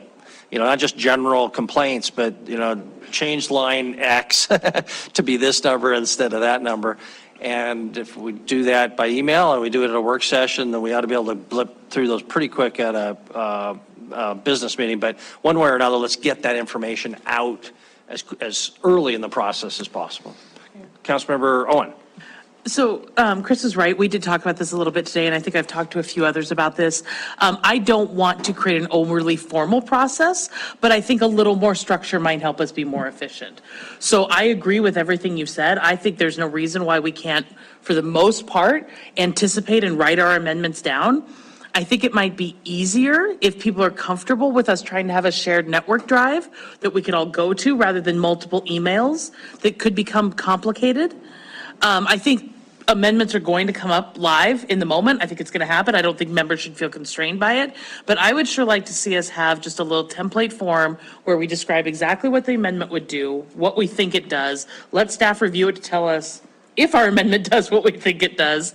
But then not only just review them each other, but try to see if there's amendments that we can all agree to and start with just a couple maybe en bloc votes to clear things that we all agree to, and then just churn through them and let members offer them and debate them and vote up and down so that we don't get into a morass of substitute amendments and friendly amendments and tweaking this and that. And I think, I mean, I know I get confused. I don't know how we get minutes. I mean, I think a little structure would help us, and I agree with what you said. Nothing should be a surprise. So I don't know what you do with that comment, except that, Council, I would encourage each of us, if you've got specific amendments, however it is communicated. Our current system is email, I guess, and it's amongst ourselves, but the best is probably to start with just a phone call to Chris or staff to learn what you can about whatever you would like to propose. Dan, do you have your hand up? And Chris, do you want to comment? Well, the only reminder I would give folks, I know there's a sensitivity across this, and it was just this morning that Jennifer and I got to she got to share the ideas with me, and I haven't even gotten to share them with Andy yet. He was just looking on my phone at my picture I took. He's super excited. I haven't talked to IT about the shared drive. So we need to work through what's the most efficient way to do this, and then recognize as you're pushing out ideas, it helps us put them in writing. Be careful, though, not to be responding to each other like, I like that idea, I like that idea, I like that idea, because there's where you're going to get into the rolling meeting discussion potential, whether it's perceived or real. And so we need to be careful there that's getting ideas out there. And as Councilmember Owen shared with me, the idea of as a staff, and this is all new today, figuring out, okay, what's the expectation of how we're going to respond to those? And I certainly appreciate the recognition that, the heads up gives us the opportunity to, gosh, if there are any unforeseen effects of this, or this isn't accomplishing, we don't think it'll accomplish the thing at which you want to accomplish, it's helpful to have that dialogue. And yet the expectation isn't we're going to go out and research each one of these and give you some kind of a written memo back about what I'm speculating could be quite a few ideas, which are great to share out on the table. Thank you. Okay, thank you, Councilor Trickey. Yeah, I really want to echo what Councilmember Owens was saying, that I think if we all try to write down what we can and share it ahead of time, it will make the process a lot smoother, a lot easier, and a lot faster at the time. I intend to send out a couple of emails over the next couple of days, and my hope is that during the last part of next Tuesday meeting, we can actually, come to a consensus on some of the changes that we see happening and direct staff to take care of it, and then it'll be done before the final budget proposal is given to us. So, I mean, that's how I see the process moving forward. Thank you, Councilmember Joy. Thank you, Mayor and Council. Yeah, I think I remember a budget meeting where there was a proposal, a substitute motion, and it got kind of difficult, and council was presented with a choice of changing the budget and what would be cut. And staff stood at the podium and said, what would you like to have cut? To see a lot of blank faces up here. So write it down, because if it means a cut to the budget, we're going to be expected to say what it is you want cut. It's not enough to say, I don't like it. You have to say what you want to cut. Thank you. Yes, it's supposed to balance, so if you want more expending on something, obviously you've got to find it somewhere. Okay, council, are we ready to adjourn? We're adjourned. Thank you very much.